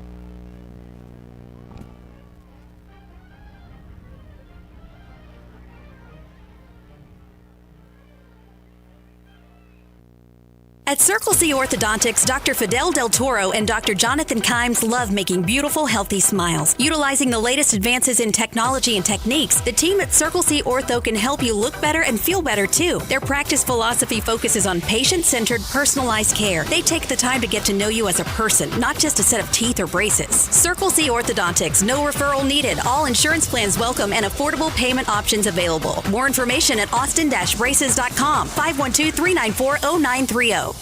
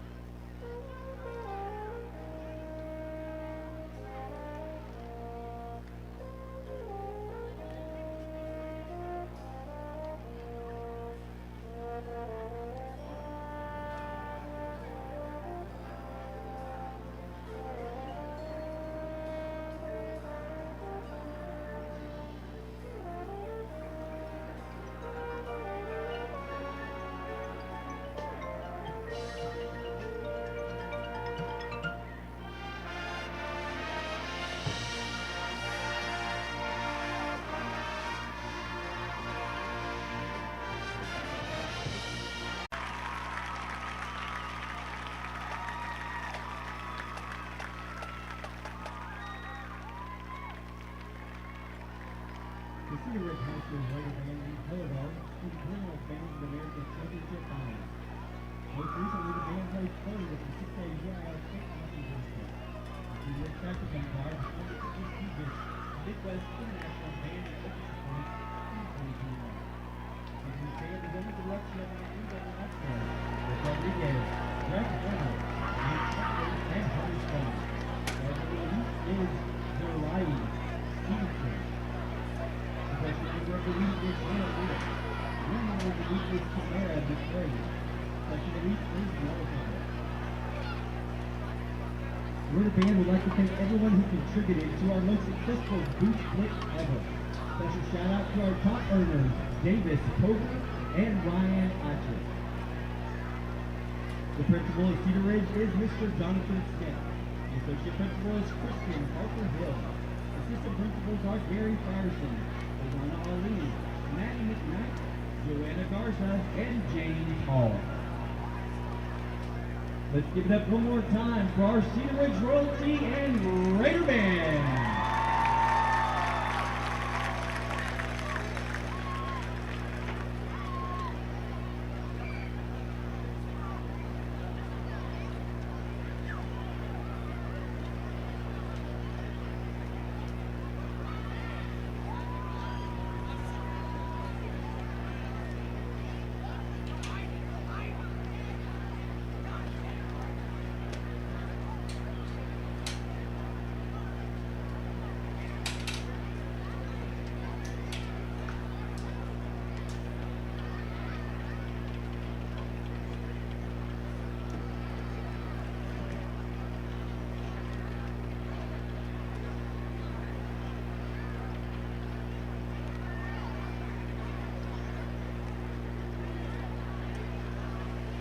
Round Rock Independent School District would like to thank the following sponsors for their support of Round Rock ISD Athletics. 9-1 Maxwell Family Dealership, A-Plus Government Credit Union, Station Keaton, the exclusive medical partner of Round Rock ISD Athletics, and Bell Children.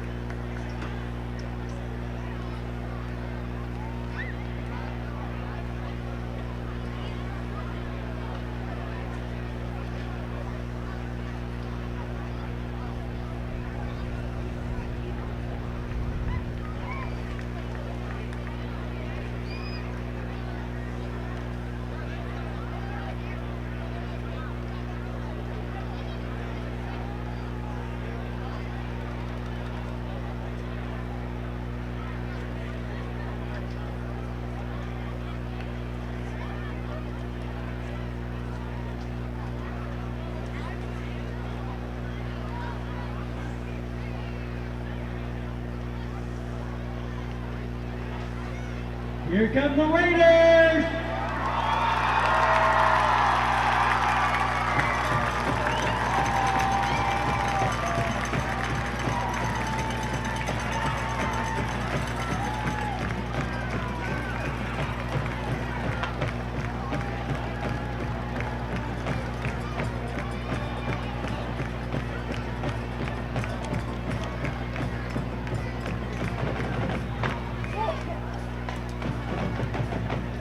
And the Bulldogs.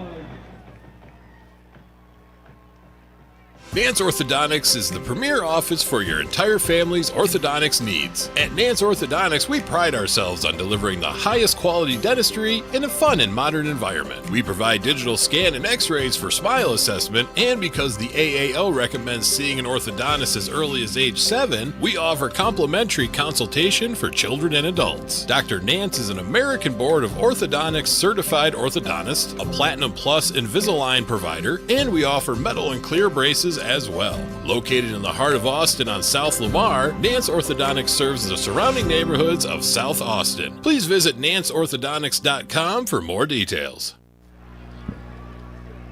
Okay, we're back here at Keller Reef Sports Complex. D. Hansen joined by Steve Foster, Jack Farrell, engineering and producing here tonight. And it is a Bowie advantage here on the road, 17-14. Both teams starting out the season 0-1. Cedar Ridge Raiders with a loss 29-7 against Cedar Park last week.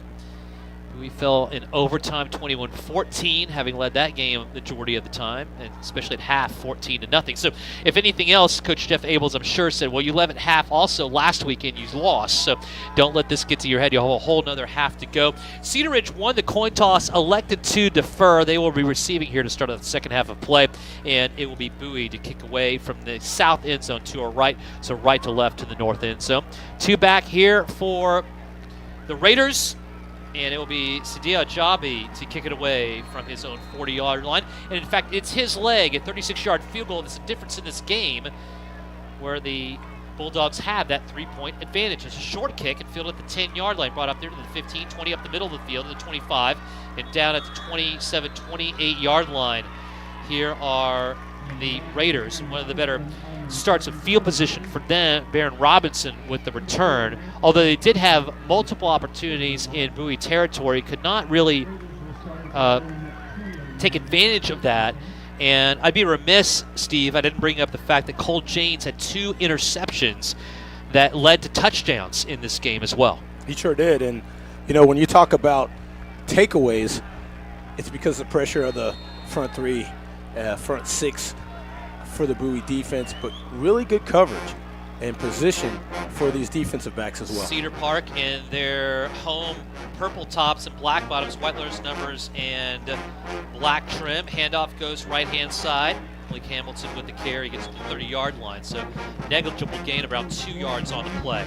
Wyatt Barnes, yep. Way to sidestep the defender and make the tackle, turn the play back in as well. And if you hear that last name, I'm sure there's a proud older brother somewhere in Max. Well, happy to hear his brother down in Colorado. Yeah, absolutely.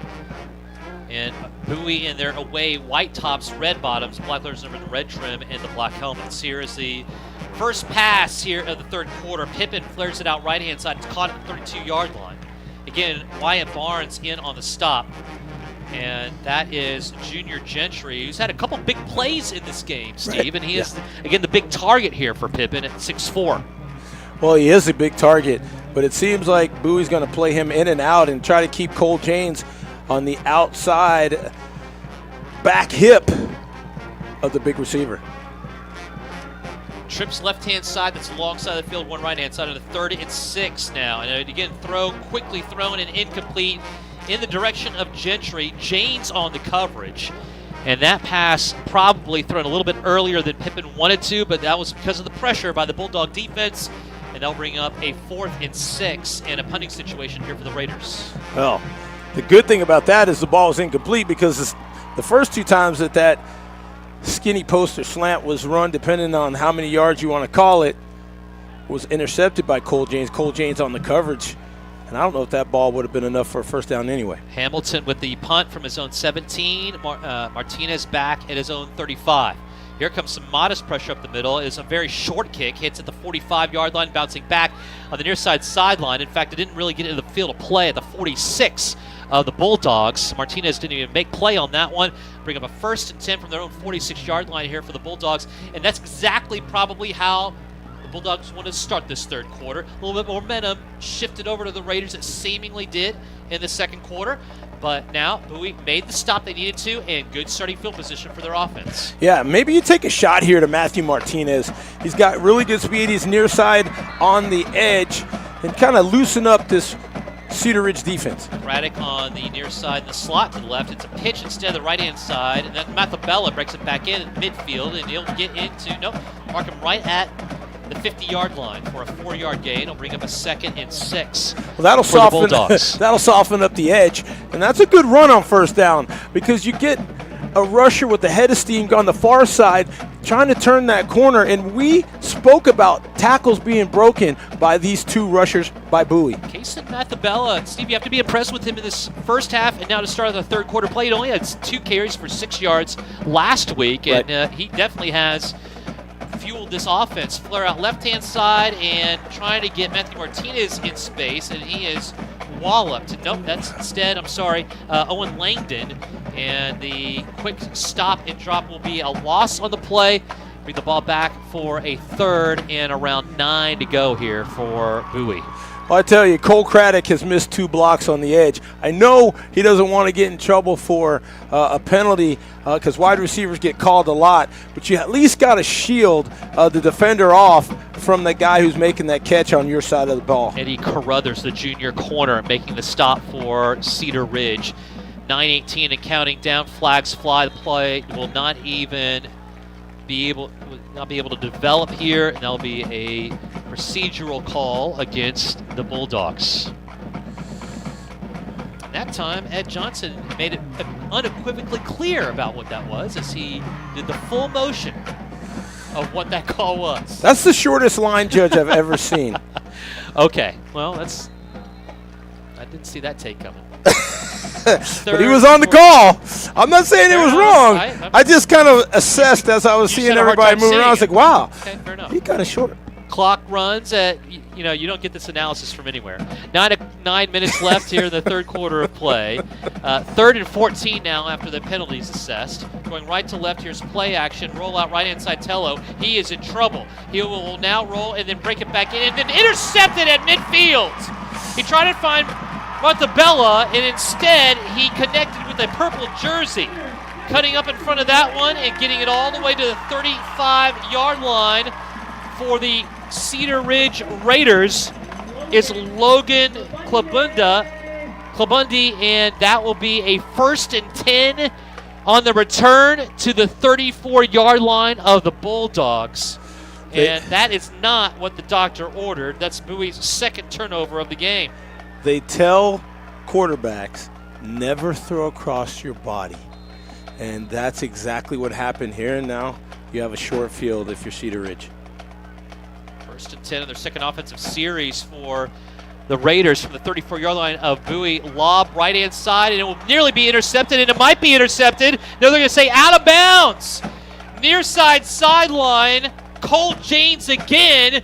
Cut right in front of that one. Again, you only need one tiptoe in there before you go out of bounds, and that was very, very close. Well, the effort was there. Great play. Effort was there by Cole Janes, and not even an overruling. I mean, not a discussion, nothing. That hurt. Here comes the Raiders. Quickly to the line. 2-back set out of the shotgun. Hamilton gets the call up the middle. Gets to the 30 and will be tripped up there. Getting 4 on the play. Will bring up a 3rd down and 6 for the Raiders. Garrett Gibson. Oh, that was a big call. In the mix. And I just love how number 62 in the middle for Bowie he's all over the place. He takes on the center of the guard, the center of the tackle, and allows his defensive ends to wreak havoc. And right now, if we could get that for the Bowie defense. Here, 3rd and 6. Hamilton out right-hand side and roll out right-hand side. It's a sign. It's fit and hit on the throw upfield for a nearly 10-yard gain. They're going to get it out to Junior Gentry for a first down. And that will move the chains for the Raiders at the 20-yard line of the Bulldogs. Down against 17-14. Clock rolls at 7:43 left in the third quarter. I'll tell you, this has been a very big learning curve and learning experience for Cruz Tello, but the defense still hanging in there for the Bulldogs here with Cedar Ridge knocking on the red zone. Gentry, lone receiver, right-hand side, to left. Handoffs out the middle here, and then breaking it back out right-hand side. It's Hamilton past the 20, inside there to the 19, so a yard gain on the play. Not much. And the defense swallowing up the junior tailback. Bring up a 2nd and 9. Colin Rice and Wyatt Barnes not giving up the edge to the rusher coming near side to us, and that's what you want to do. You want to turn that play inside, make that runner go back into the defense, and right there, played perfectly on the left side of the Bulldog defense. Seen a lot of Andrew Johnson. Now we do. He's to the left out of the shotgun of Pippin. Trips left-hand side, one right-hand side. Pippin looking right to Gentry. Lobs it to the right-hand corner of the end zone, and well overthrows his intended receiver. The coverage, though, blanket coverage down that right side. Cole Janes in on that, and he has been one to talk about this entire game so far. Cole Janes not getting beat deep. Cole Janes with a probable and possible takeaway that was overruled by the line judge here on the near side. So far so good. 10 and White doing his job.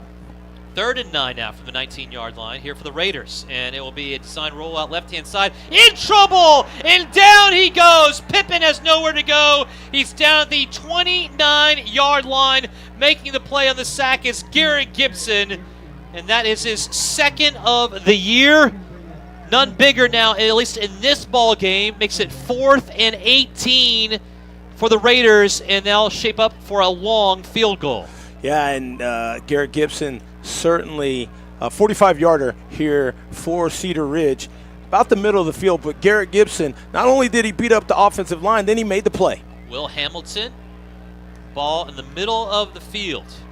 Holder is Barron Robinson. The field goal is up and blocked. Picked up by Barron Robinson. The ball is loose. Picked up. Bowie is going to go down the field, and now the officials are saying that the ball is dead, that the player, Barron Robinson, I believe, that picked up the ball was down by being down, and that the leg was down. Nonetheless, a big special team stop by the Bulldogs, keeping any chance for a tie ball game from happening, and then now, starting field position for the Dogs will be at their own 45-yard line, 1st and 10. I mean, what else can this game provide? Well, maybe a 55-yard touchdown pass from Sure. Cruz Take that. Tello. Tello now out of the shotgun, and neither of these teams are shy about getting to the line fast. Tello with a zone read keeper, and he'll get upfield for about 2 yards to the 47. 1st and 2nd down and 8 coming up. Yeah, and Cruz Tello just has to realize you're not managing the game, you're attacking the defense. And you just have to use your head first and foremost to make the right read. That's not managing, that's attacking. And he's trying to do his best here at 2nd and 8. Delmark to the left-hand side out of the shotgun of Tello. Tello will throw right-hand side and a little slip slant. Complete at the 48, and then upfield by about 2 or 3 yards goes ball. And that will be very close to a first down. Shy about a yard and a half will bring up 3rd down in Cedar Ridge territory at the 46. Ball just the nose of the football at the 46 on the far side hash. Now again, use your brain first, because Cruz Tello has the ability to keep this ball and pick up a yard as well. 2 left. Martinez in the slot to the left-hand side. Tello keeps it. Left-hand side goes up the middle. He's at the 45-yard line and a little bit extra. That will give him enough for a first down, following blockers wisely. And in fact, Tello stopped a little bit to let that happen and let the process mature. Got through there and moved the chains. Yeah, and a good decision there. Doesn't have to concern himself with the handoff to Joe Delmark. But Delmark can run this football as well as any of the other 2 rushers we've talked about this evening. Matabella, Delmark, Tello are Yes.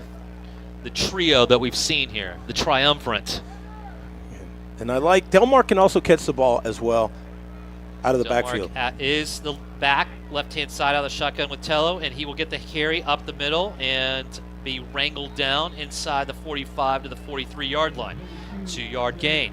Bowie content with running the clock, under 4 to go here in the third quarter, play up by 3, and they'll bring up a 2nd and 8 at the 43-yard line of Cedar Ridge. Well, I think a guy like Delmark, or you mentioned Matabella, those are the 2 guys between the tackles that are going to bust a tackle and take a 2-yard or 3-yard gain, possibly to the house.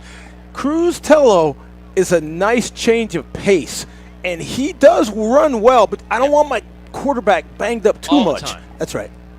High snap back, a design keeper by Tello, finding the edge. There's a flag on the play on a 2nd and 8. And running right-hand side, you got Tello making the edge to a certain degree. He's about 2-3 yards shy of the first. I think this is all going to be nullified anyway in a holding call against the Bulldogs. Let's see. And we'll see if Ed Johnson... No, it's going to be motion. No, he said holding. Did he say holding? I Yeah. can't tell. I need my glasses on. It's also, Ed Johnson did not set expectations very well in the beginning. Oh, of he this tricked you in the first quarter. He tricked me fooled all you. over the place. He fooled you because he did not give signals in the But first half. I appreciate you, the 2 of you guys, keeping me honest. Well, nonetheless, that's a huge penalty, as that was about, again, 2 or 3 yards shy of a first. Correct. Third down coming up. Now you're back in your own territory, and you retain the down, but it's 2nd and 18. You don't have to get it all back here. Trips left-hand side, that's alongside of the field, 1 right-hand side, and ball.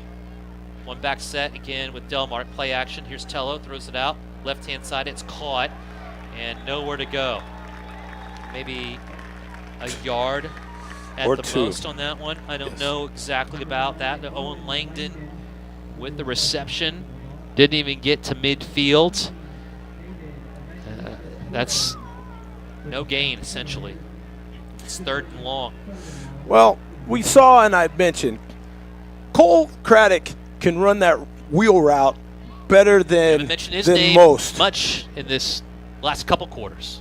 And he can help out his offense. Tello has enough time. Trips right-hand side of the shotgun. Here's Tello, design rollout, and he'll now step up in the pocket, throw on the run, and it will complete it to Langdon near the first down marker. He will be shy, and Langdon's hurt. Just a yard shy of the first, but Langdon is down. And the coaching staff for Bowie is not happy. It's 4th and 1 coming up, and Jeff Abels will come out on the field to tend to his player. I didn't see what... Looked like when he turned, he got hit kind of in the ribs. But they're looking at his right or leg as well. It's hard to tell from up here. Where does the angst come from, Steve? Defensive player? Do you see anything else? Okay. I'm not sure. Okay. I'm just going to be straight away. I'm not certain. It's 4th and 1, and Langdon is down. And Good both catch, teams, though. And nice throw on the run. Yes. The difference on that one, you're not throwing across the body. You're also throwing with the momentum. With momentum going forward. There you go. And you're not Peyton Manning. You're not. These guys don't watch the pros if you want to learn some quarterback techniques. Typically, right? You have to have such a strong arm to throw a 15-yard out to the wide side or throw the ball across your body. It takes a cannon because the defenders can break on the ball so well. So Langdon is able to get up on his own accord. No real help there, but gets a little bit of pats on the back there. I saw Matthew Martinez come in and give him a pat as well. You're going to have guys that are going to step up here.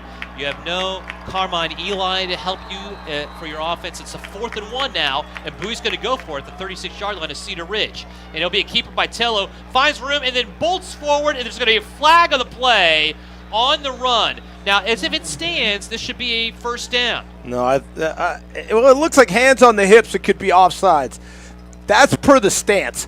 Now, we got to wait and see what Ed Johnson. Motion, Bowie. Well, that is a killer. It's now 4th and 6. You may have to punt this. And I would. Yep. I would.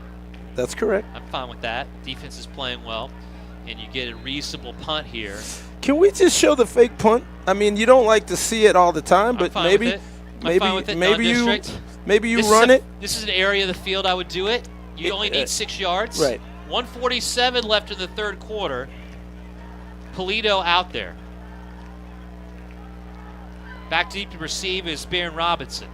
Kick is away. It's not blocked, and it will be out of bounds, far side sideline, and the side judge will continue to walk upfield until he stops at the between the 23 and 24 yard line, and that's fine.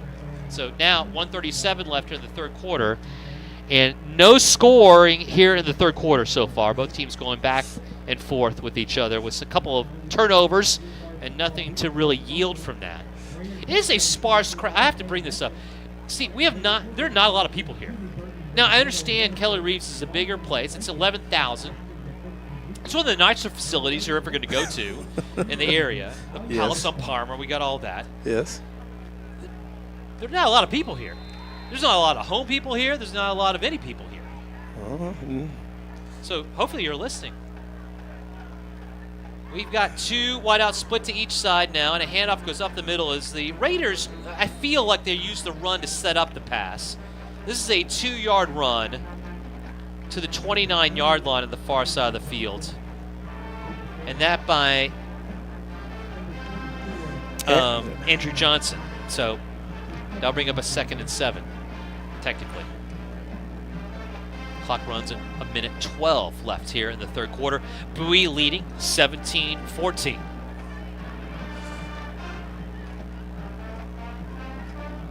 Four wideouts, 2 split to each side. Again, the ball on the far side hash. Little play action.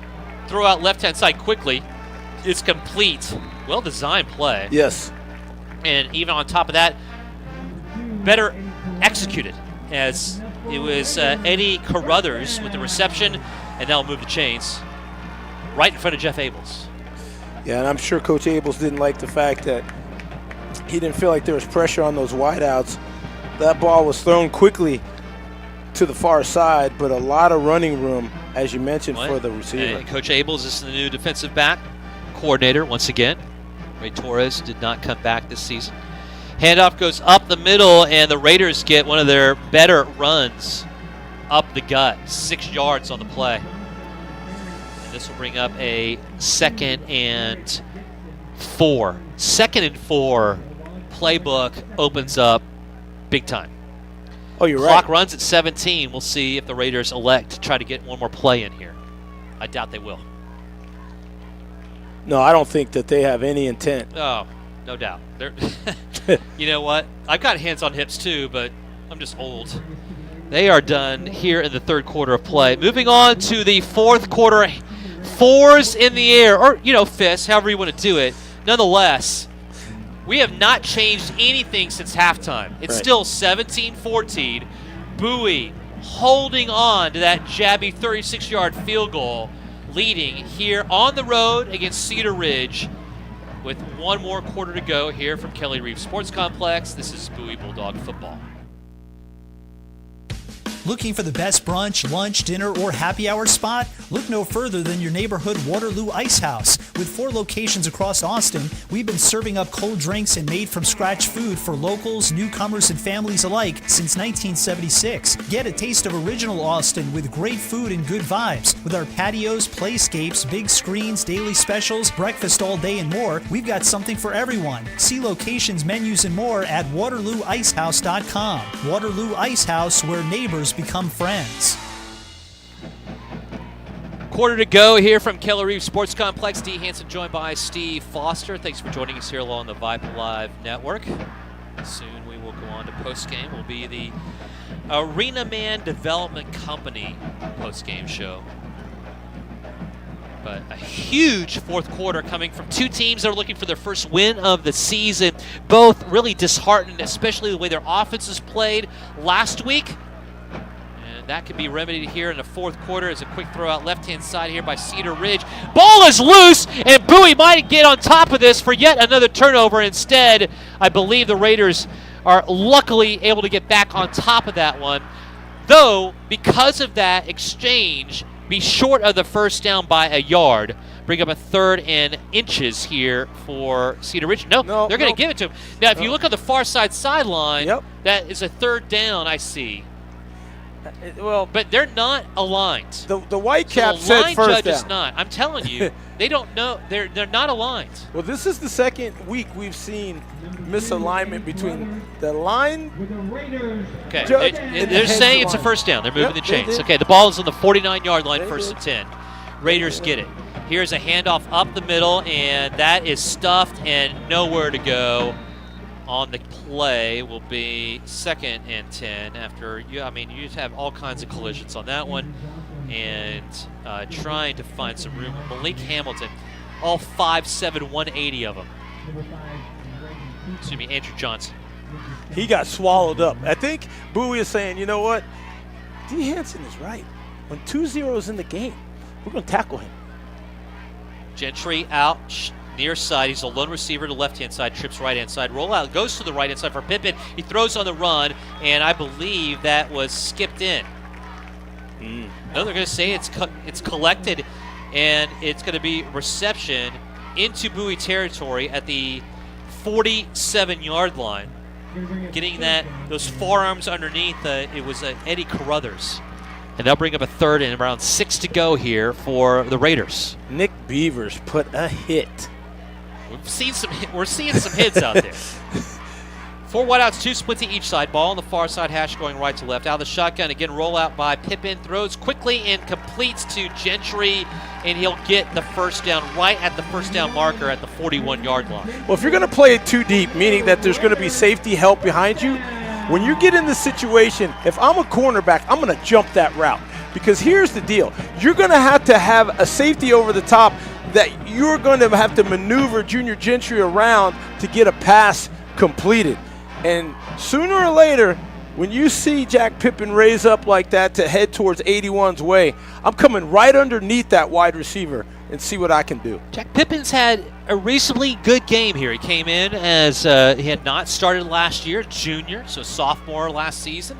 Low snap back. Now he collects it, throws in the left-hand side. It's complete, and almost a touchdown-saving tackle in the middle of the field to the 15-yard line, all the way down. And the Raiders now finding gaps in this defense. Jordan Ramsey with the reception. Well, the blitz came up the middle, and the pass went to the middle. Wherever you saw the linebacker vacate, there was the receiver. So good read by Pippen. Yes. Now, and he'll hand it off right-hand side. And that will be about a 2-yard gain right-hand side. And that is Malik Hamilton with the carry. Bring up a 2nd and 8. Big-time moment here for Bowie to try to stave off any kind of big-time scoring by the Raiders. Limit them to possibly a field goal attempt. We're about 9 minutes to go in the game. Both teams with the full complement of timeouts. But again, scoring at a premium in this game. Bowie blitzed out to a 14-0 lead by virtue of 3 turnovers by the Raiders to start out the first quarter. Now it's 17-14. 5 on the play clock. Here, pump action, throw out left-hand side, long pass, flags fly, and incomplete in left corner of the end zone. How that is ball the intended for Jordan Ramsey, and we'll see what the flag is about. How is the line judge making a call in the secondary? I mean, and the flag is at around the 13-yard line, or is about he saying, where the defender and offender might meet initially out of the break of the play. I don't see any movement of the ball. Oh, an eligible man downfield. Yeah, it's going to be against the Raiders. So that call he can it's make. always good to see what they might call before we get too upset. I'm not upset. I was just questioning. Okay. Questioning. Before we start. Okay. Presuming? Whatever. Okay. So 2nd and 8 should not, unless you decline it. No, we're going to move. We're going to make. On? Here we go. Well, I mean, make it happen. Here we go. He either signals or says it, right? He tricked you. That was nothing there. That was nothing. He did the ineligible man down. I mean, initially, but if you make the official call on the back end of the call, you do the whole thing. You're right. Here's a rollout left against the grain. It will be incomplete. And there are triple coverage there. I don't know if that was wise by Pippen, but it was not a horrible pass, by the way, as far as accuracy. No, but Cole James almost got the tip. There's all kind. If it doesn't go right in the breadbasket, you got 3 guys there that can make a play. Cole James has been all over the field making all kinds of plays. Yeah, Cole James not afraid to cover tonight by any stretch of the imagination. Junior Gentry. Okay, 8:39 left in the game. Cedar Ridge now with a 3rd and 13 from the 19 of Bowie. Ball near the middle of the field. We're going right to left. About 90 degrees, no wind, and the Raiders have been down by 3 majority now for seemingly forever.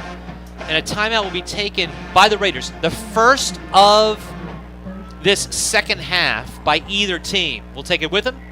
8:37 left in the game. Bowie leads by 3 on Cedar Ridge. This is Bowie Bulldog football. Do you have an aging parent or grandparent who needs health care at home? Robinson Creek Home Health and Hospice can help. Our skilled, compassionate healthcare staff treats patients right where they want to be, in the comfort of their home. Robinson Creek offers personalized programs, including cardiac care, wound care, diabetes and medication management, orthopedic care and therapy, as well as hospice care. We're a local, female-owned company committed to doing things right. Visit rchomehealthhospice.com today.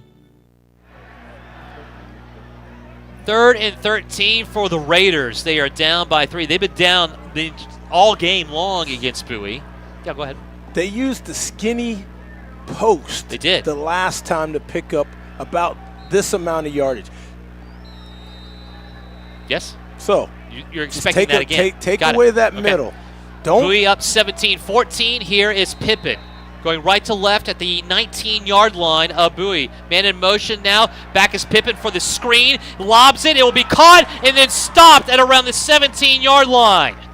That was Johnson with the catch, and then he was immediately hit by Reagan Cooper, and that will bring up a 4th down. It's a great play.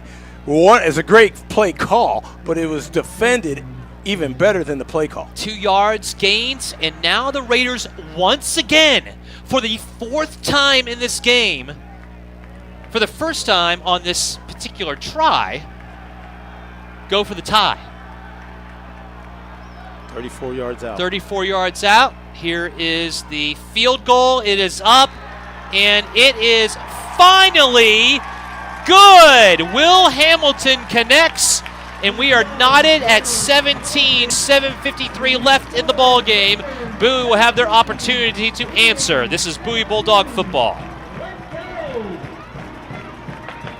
At Circle C Orthodontics, Dr. Fidel Del Toro and Dr. Jonathan Kimes love making beautiful, healthy smiles. Utilizing the latest advances in technology and techniques, the team at Circle C Ortho can help you look better and feel better too. Their practice philosophy focuses on patient-centered, personalized care. They take the time to get to know you as a person, not just a set of teeth or braces. Circle C Orthodontics, no referral needed. All insurance plans welcome and affordable payment options available. More information at austin-braces.com, 512-394-0930.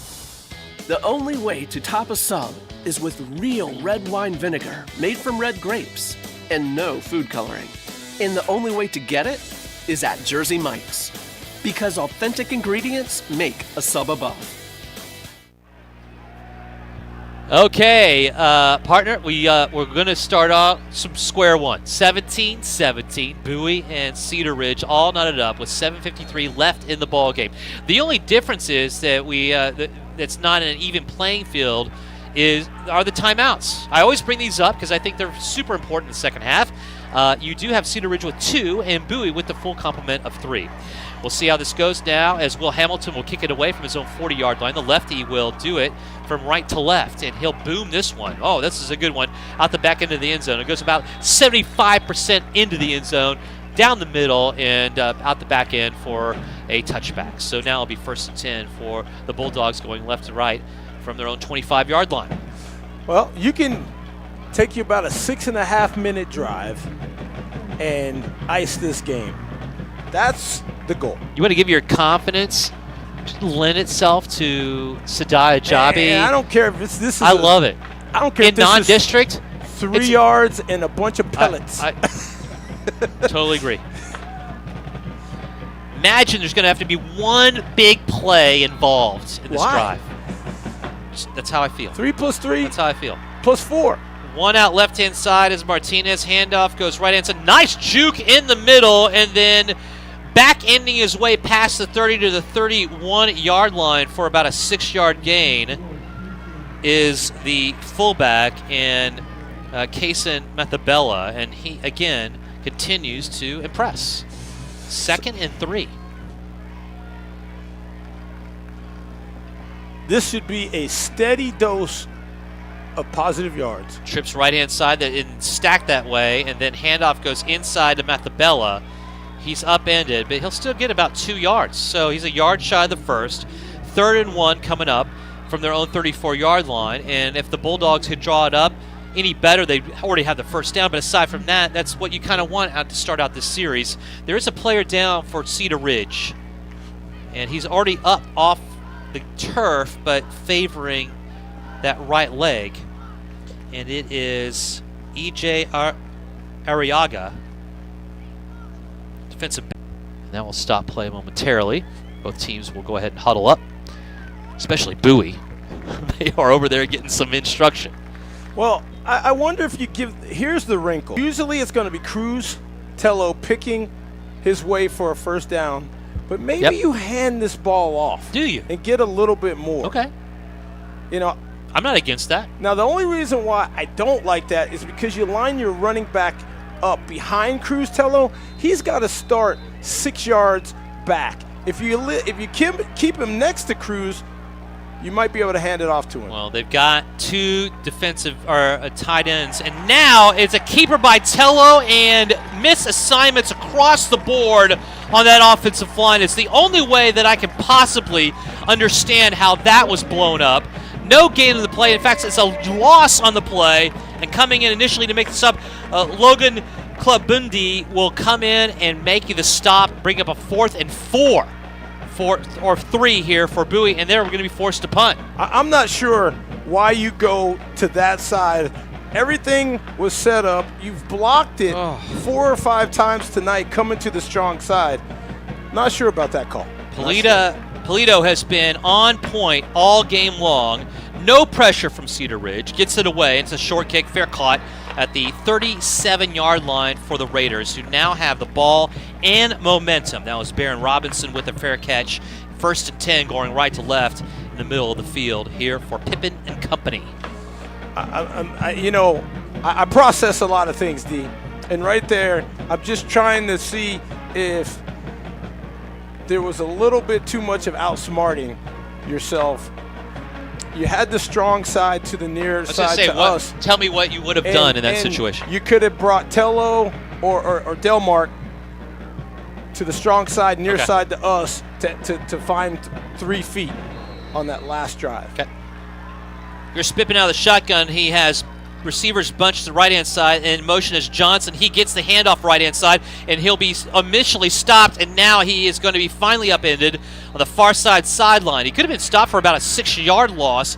Instead, it's going to be in the mix. I did see also coming in and making the initial stop, though, was Nick Beavers. Okay. So that will be a 2nd down and about 12 to go here for the Raiders from their own 35. Well, the ball carrier got blasted out of bounds. It looks like he's hobbling back.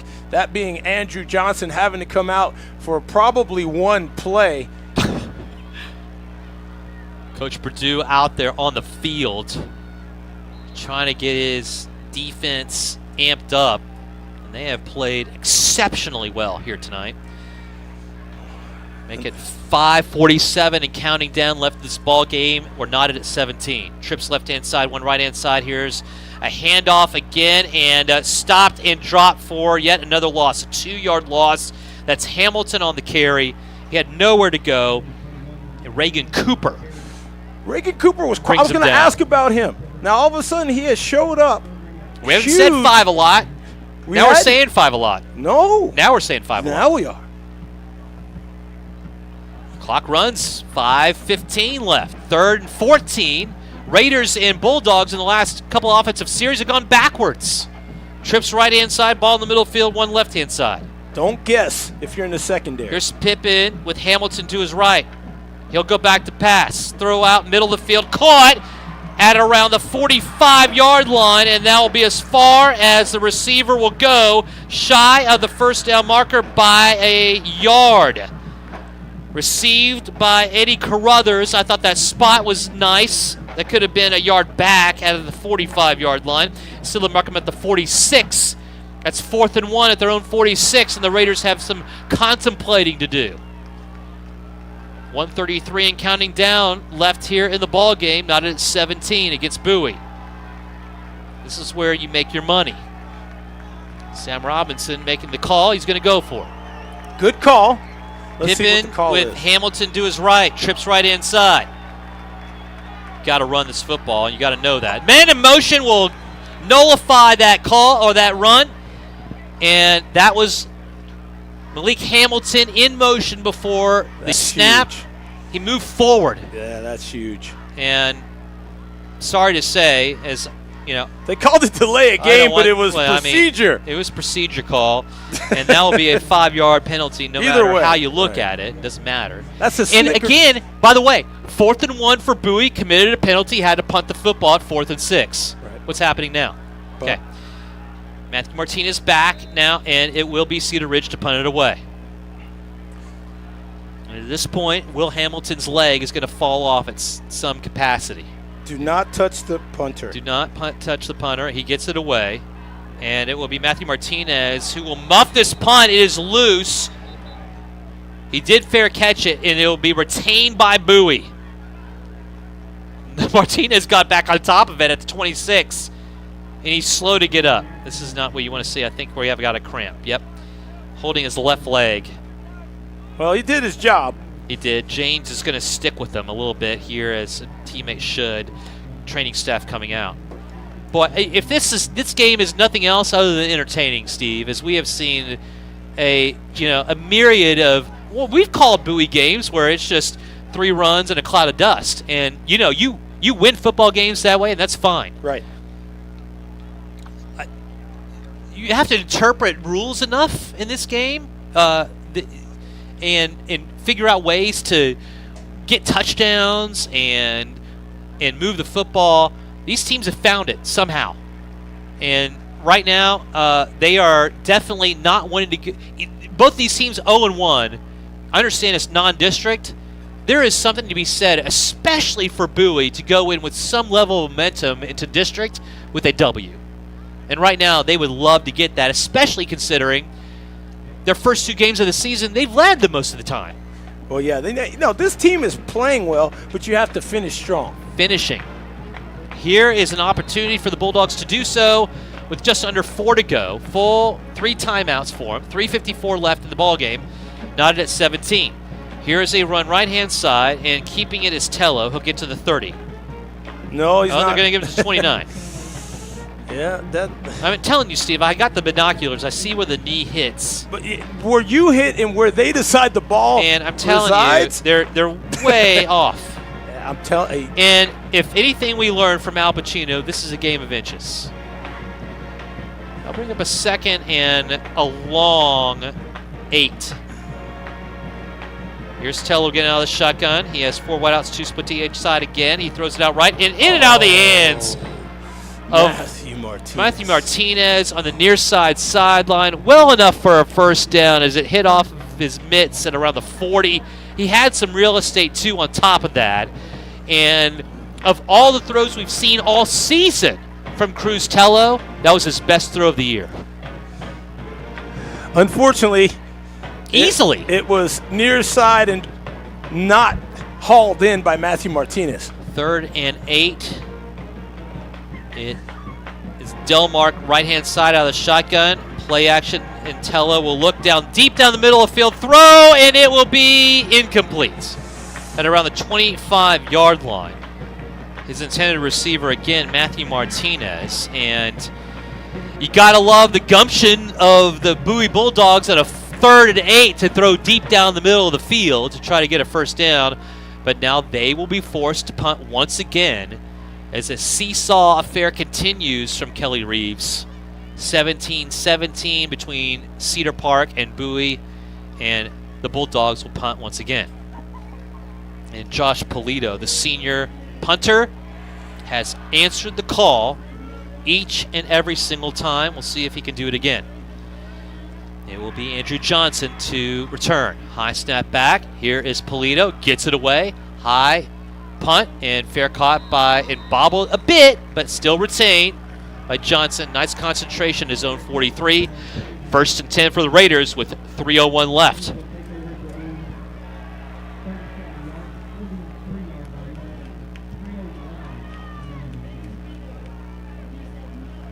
This is the war of attrition. And that's not what Bowie wanted, because they came into this game with attrition not being on their side. It's well documented going in, bit of a narrative too, especially on the defensive side of the football, having been based around a large portion of being ill. This defense has not been able to have a lot of depth, but nonetheless have done a great job. Here's Reagan Cooper once again making a play on a run, on a break-in, and almost a counter to the left-hand side as you had Malik Hamilton trying to find some room. Could not, lost a yard. So we're not seeing a huge gap, Steve, from last week to this week. No. Too much. No, not at all. But again, can't fall asleep in the secondary. No. Here is Pippen out of the shotgun. He'll roll out to his left, throw out left. It's caught. There's a flag thrown. It's caught at the 49-yard line, which is well short of the first down by about 4 yards. This is going to be interesting. Yeah, I don't know what this call is. It's on the near side sideline at the 40-yard line near the original line of scrimmage, or the actual line of scrimmage. It's a holding call against the Raiders, and that will drive the ball back 5 yards. I was watching Jackson Lang. He put his hands on his head like, oh, I did something wrong. And then he's like, jubilant, and his arms go out wide when he hears. The range of emotion, right? He's like, oh, Jackson, don't ever think that you did anything wrong, son. Make them prove it. I'm sorry, that's a 10-yard penalty, obviously. Huge. My mistake.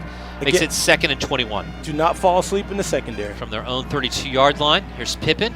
Out of the shotgun again. He'll look left, throw, left-hand side, has a man in the flat, 35, the 40-yard line, and staying on his feet to the 40, still the 41-yard line. So, nice movement in space. Jordan Ramsey, he's one of those guys that can do some damage in a telephone booth. Keep those feet moving, but that time could not escape all the white jerseys, and that will keep it at a 3rd and long now, 3rd and 12.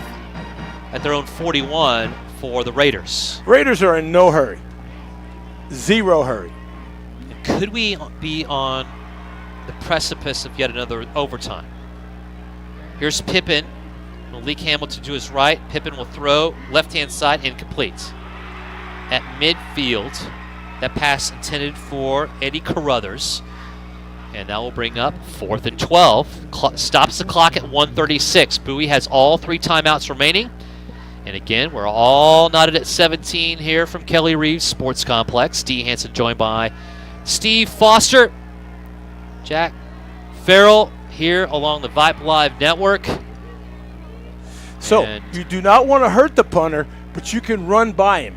You do not want to Don't touch him. Don't touch him. Don't even really look at him sideways. But you can come after him. Yes.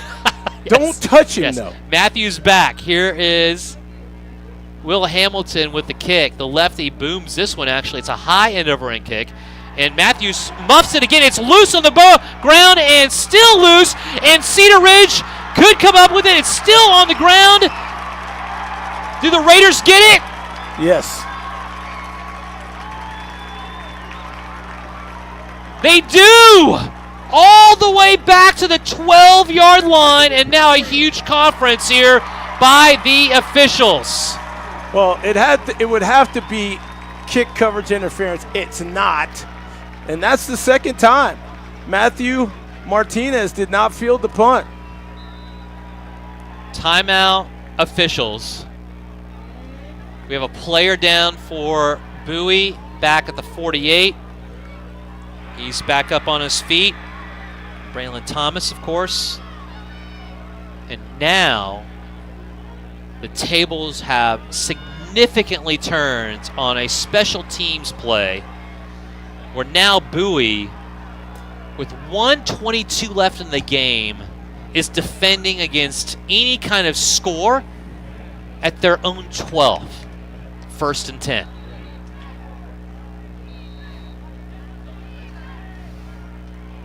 And a timeout taken on the field. That will be Bowie's first of the game. 2 remaining will take it with him.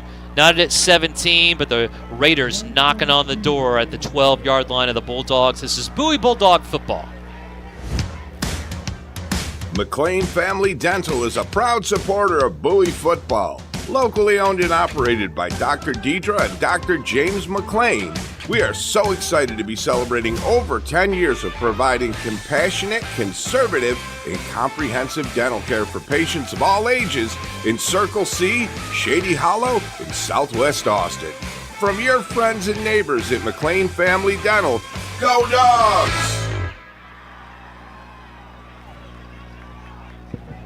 Back here from Kelly Sports Complex, we're knotted at 17, but the Raiders now with the football on a turnover and a muff punt will have it 1st and 10 at the 12-yard line of Bowie. And Pippin with 2 backs will more than likely just hand it off 3 times if he has the opportunity. It's Hamilton to his left and Johnson to his right. And it will be a handoff to Hamilton. He'll get the carry and make no gain on the play. In fact, he'll lose 2 yards back to the 15. And if I imagine correctly here, the Raiders will do everything in their power to not turn the ball over. Correct. And run as much clock as they can. And Bowie effectively will understand that and take their second timeout of the game. They have 1 remaining with 1:07 left in the contest. We'll keep it here. Well, here's the interesting thing. You can stop here with another timeout, 3rd down. You're probably going to get the ball back with 20 seconds. You're going to have a kickoff return, probably not return, and then you may have 2 plays. I like that. I don't like that, but I like that. And I would hold them to like 3. I would hold them to 3. You got to hold them to 3. Because then you could have some semblance. Got a chance. Got a chance. Tell me you got a chance? Got a chance. Okay. 1:07 now, and it will be the Raiders to... Oh, by the way, stop the run on top of that. Well, just if the Raiders throw this ball, I'm picking it off. I scratch my head all over the place. Yeah. This is an Andrew Johnson special. Hey, 20's going to get the ball, everybody. Just to let you know. And they're creeping in. That's going to be rollout, throw out, left-hand side, caught, and staying inbounds. Yes? It's complete at the 12-yard line. That is the curious play I've ever seen. In fact, I don't think the receiver was in bounds when he stopped. Timeout taken by Bowie. It's now 3rd and 6. Oh, that should have been 3rd down.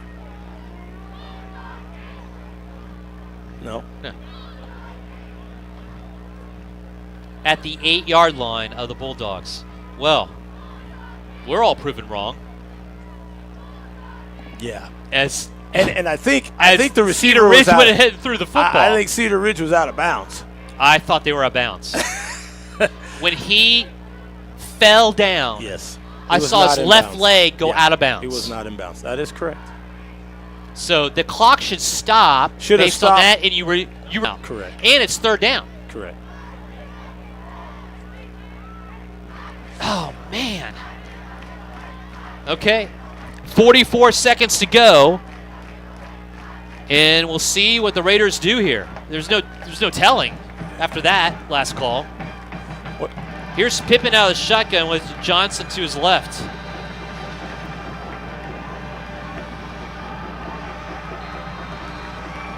And now Bowie might want, they can't call any timeouts. Here is Pippin throwing to the left-hand side and then falling down. Oh, There's but a that's flag coming play, back. And Gentry with the reception for the score. James on the coverage. We'll see if this is offensive pass interference. Should be. First, because that could nullify the catch. Oh, They're wow. gonna pick it up. Wow. Wow. But this is all set up because you had the muffed punt. You can't count on a call in the end zone, but it was clearly a push. It was clearly a push off. And listen, my theory holds true. And I was straight away with this before the game. I'll leave it at that. What was your theory?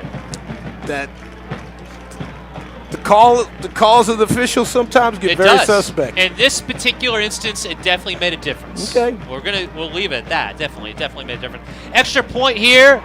Will Hamilton goes through, and just like that, with 39 seconds to go, Bowie had been holding on to an advantage all game long. In fact, they led 17-7 late stages of the first quarter, and now they're down 24-17, 39 seconds to go with no timeouts. Here the fourth. This is Bowie Bulldog football. Womack Real Estate is a full-service real estate brokerage located in the heart of Southwest Austin. We're here to serve the Austin area community. We help buyers, sellers, and investors with all their real estate needs. We're a diverse and dynamic company of professional and experienced real estate agents that bring hospitality to the real estate process to make it a smooth, enjoyable experience. We work with each client individually, taking the time to understand their unique lifestyles, needs, and wishes. We'll be a committed ally to negotiate on your behalf and with the backing of a trusted company. Get in touch with us today. Find us at womacrealestate.com. Back in business here at Kelly Reeves. 39 seconds to go. The Cedar Ridge Raiders have taken their first lead of the game on a connection from Pippin to Gentry. Pippin's second passing score of the game, an 8-yard touchdown to Gentry. Again, makes it 24-17, and that's where we sit. Bowie with no timeouts.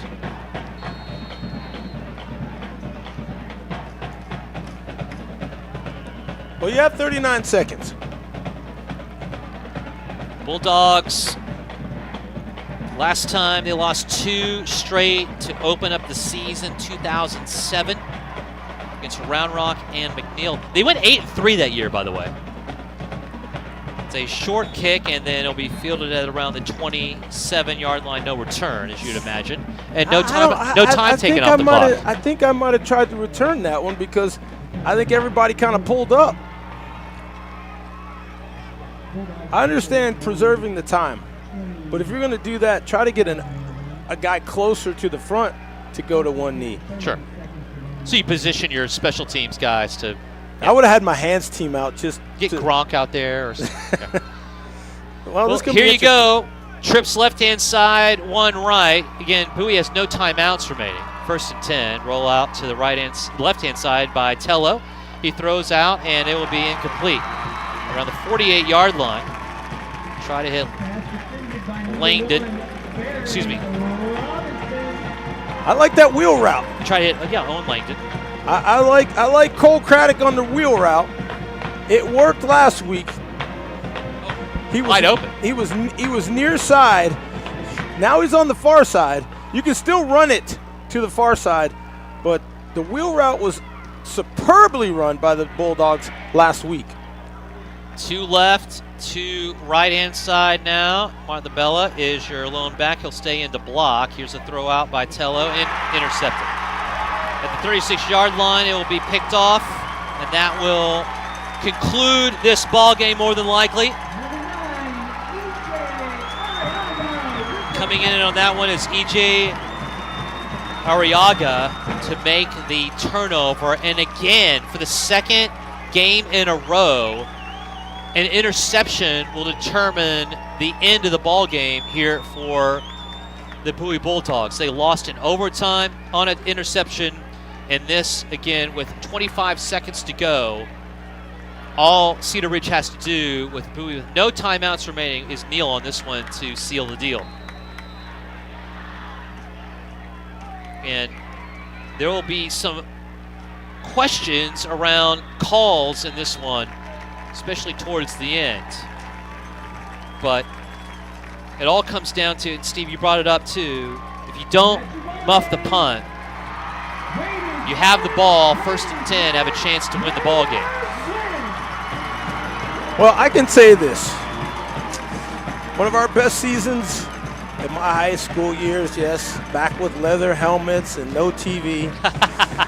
We started off 0-3 in non-district. It's a great learning curve. It was. And to see how your team will respond will be a big cog in that as well. It's still non-district play.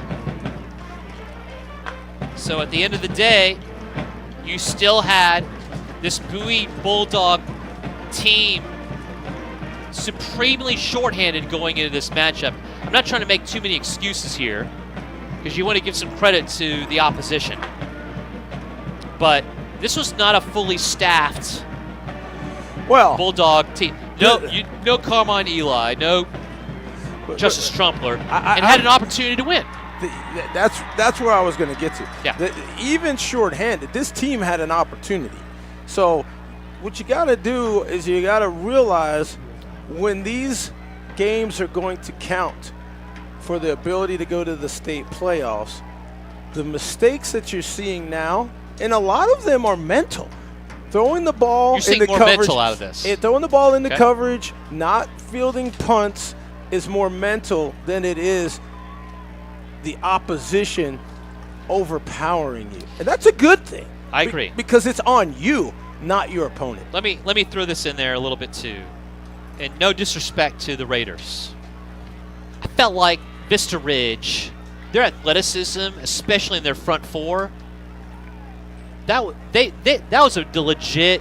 The defense of effort from that group at talent level was pretty nice. I'll say this. Go ahead. I think Bowie has been its worst enemy. Totally agree. In these first two games, more so than their opponents. I agree. So they just have to say, welcome to two returning starters on each side of the football. Well, it's not even the returning starters; it's your decision making. Right. It's but your if you've choices. not been in those situations before, and that's what and the lights of varsity are in front of you. Right. So that's this is where you learn. Film study and coaching can get Absolutely. you past Absolutely. all of this that we've seen in the last 2 weeks. Okay. And that's a great thing. Take a break. We come back. We'll wrap things up here once again here from Kelly Reeves Sports Complex. Our final score, the Bowie Bulldogs fall on the road to Cedar Ridge Raiders 24-17. And we will look at the upcoming game against the Del Valley Cardinals right after this. Again, you're listening to Bowie Bulldog Football. Are you looking for high-quality, compassionate health care for your aging parent or grandparent? Robinson Creek Home Health and Hospice can help. We offer a variety of home health and hospice care services, all administered in the comfort of home. Our skilled, knowledgeable nurses and therapists help your loved ones recover and manage their conditions. And in most cases, our services are 100% covered by Medicare. We're a local, female-owned company committed to doing things right. Visit rchomehealthhospice.com today. McLean Family Dental is a proud supporter of Bowie football. Locally owned and operated by Dr. Deidre and Dr. James McLean, we are so excited to be celebrating over 10 years of providing compassionate, conservative, and comprehensive dental care for patients of all ages in Circle C, Shady Hollow, and Southwest Austin. From your friends and neighbors at McLean Family Dental, go Dogs!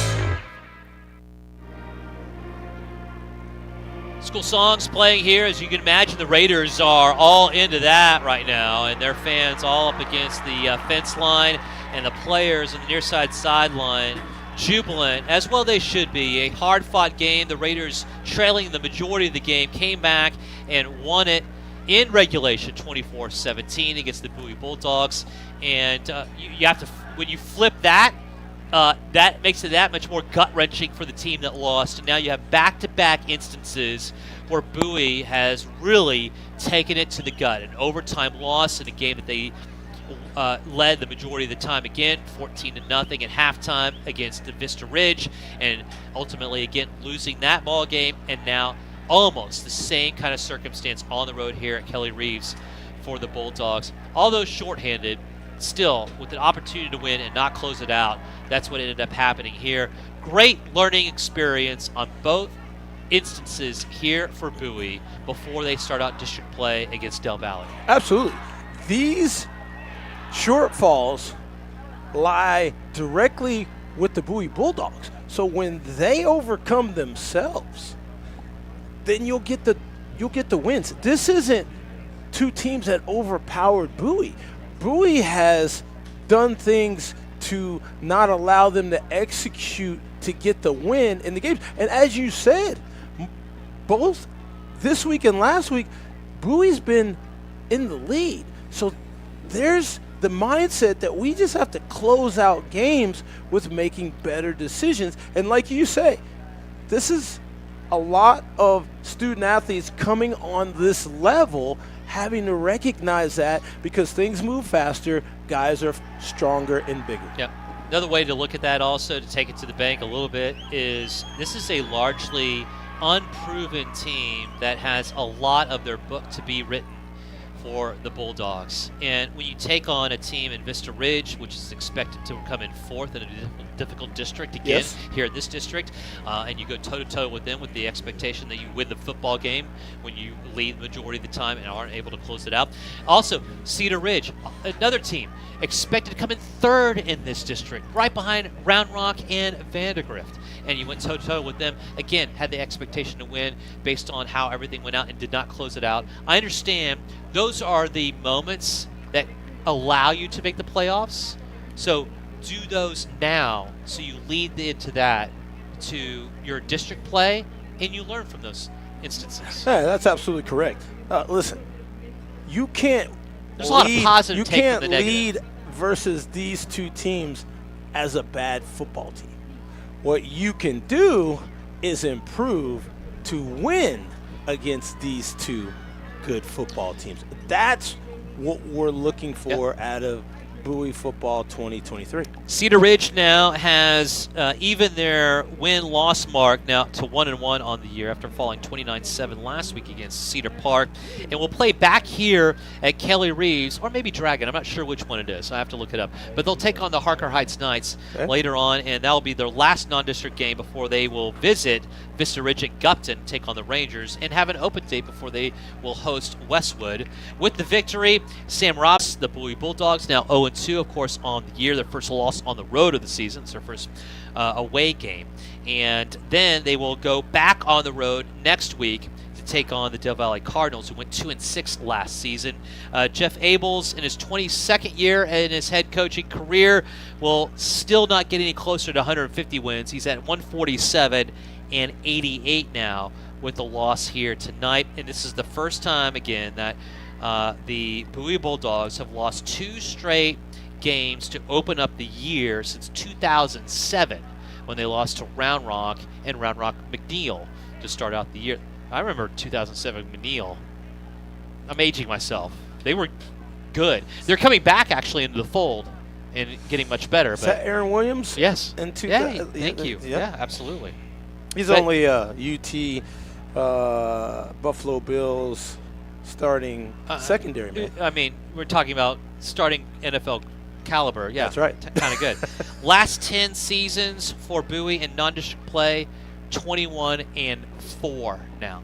They've won 21 games against 4 losses in non-district games going into now with this matchup logged in. That just shows you the level of dominance and level of shock that goes into losing 2 straight non-district games. But on top of that, Steve, it's a measure of circumstance and what you use with those games. And right now, again, they're non-district, and it evaporates next week. Well, I think you're absolutely right. I think that you make some adjustments in your decision-making, and you got to just protect the ball, okay? Ball security is such a premium for all these offensive players. If you can do that, monumental changes in the outcome. I believe there will be some comfort, especially after the discomfort that's going to come this week when you talk about ball security and protection. Oh, yeah. That 1 or 2 minimizing choices will make a huge difference in the outcome of a game for the Bulldogs moving forward. Very good point. Any other final thoughts here to depart? Well, just get healthy so that you spoke of not having a full complement of student athletes. And then, recognize that you've dodged a bullet or two because these are non-district games. And how easily this could be a 2-0 start to the season. Right. But in that moment, yes, we all know, this the older you get, how much you learn from not just mistakes, but moments of setbacks. You're gonna have more of those than the other stuff normally. How much that can actually galvanize your team and propel you forward to make you a better group of people to win football games. Right, because you really, if you look at it, just have to finish games the right way.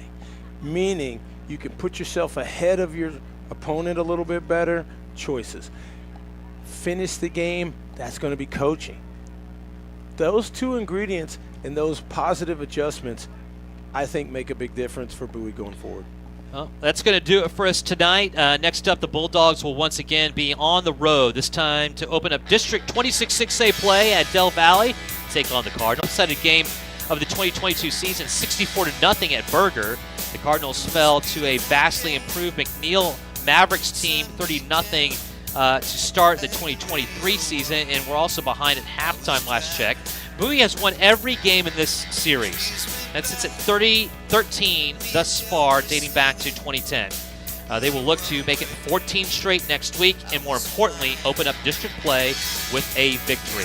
We'll have that game for you here on Vype Live Network. Pregame a bit earlier. Actually, we'll start at 7:15 normally, and leading up to that 7:30 kickoff. Our final score here from Keller Reef Sports Complex: Cedar Ridge Raiders 24, the Bowie Bulldogs 17. You've been listening to Bowie Bulldogs High School Football here along the Vype Live Network. From our engineer and on-site producer, Jack Farrell, and my broadcast partner, Steve Foster, I'm Dee Hansen. From all of us here, have a great night.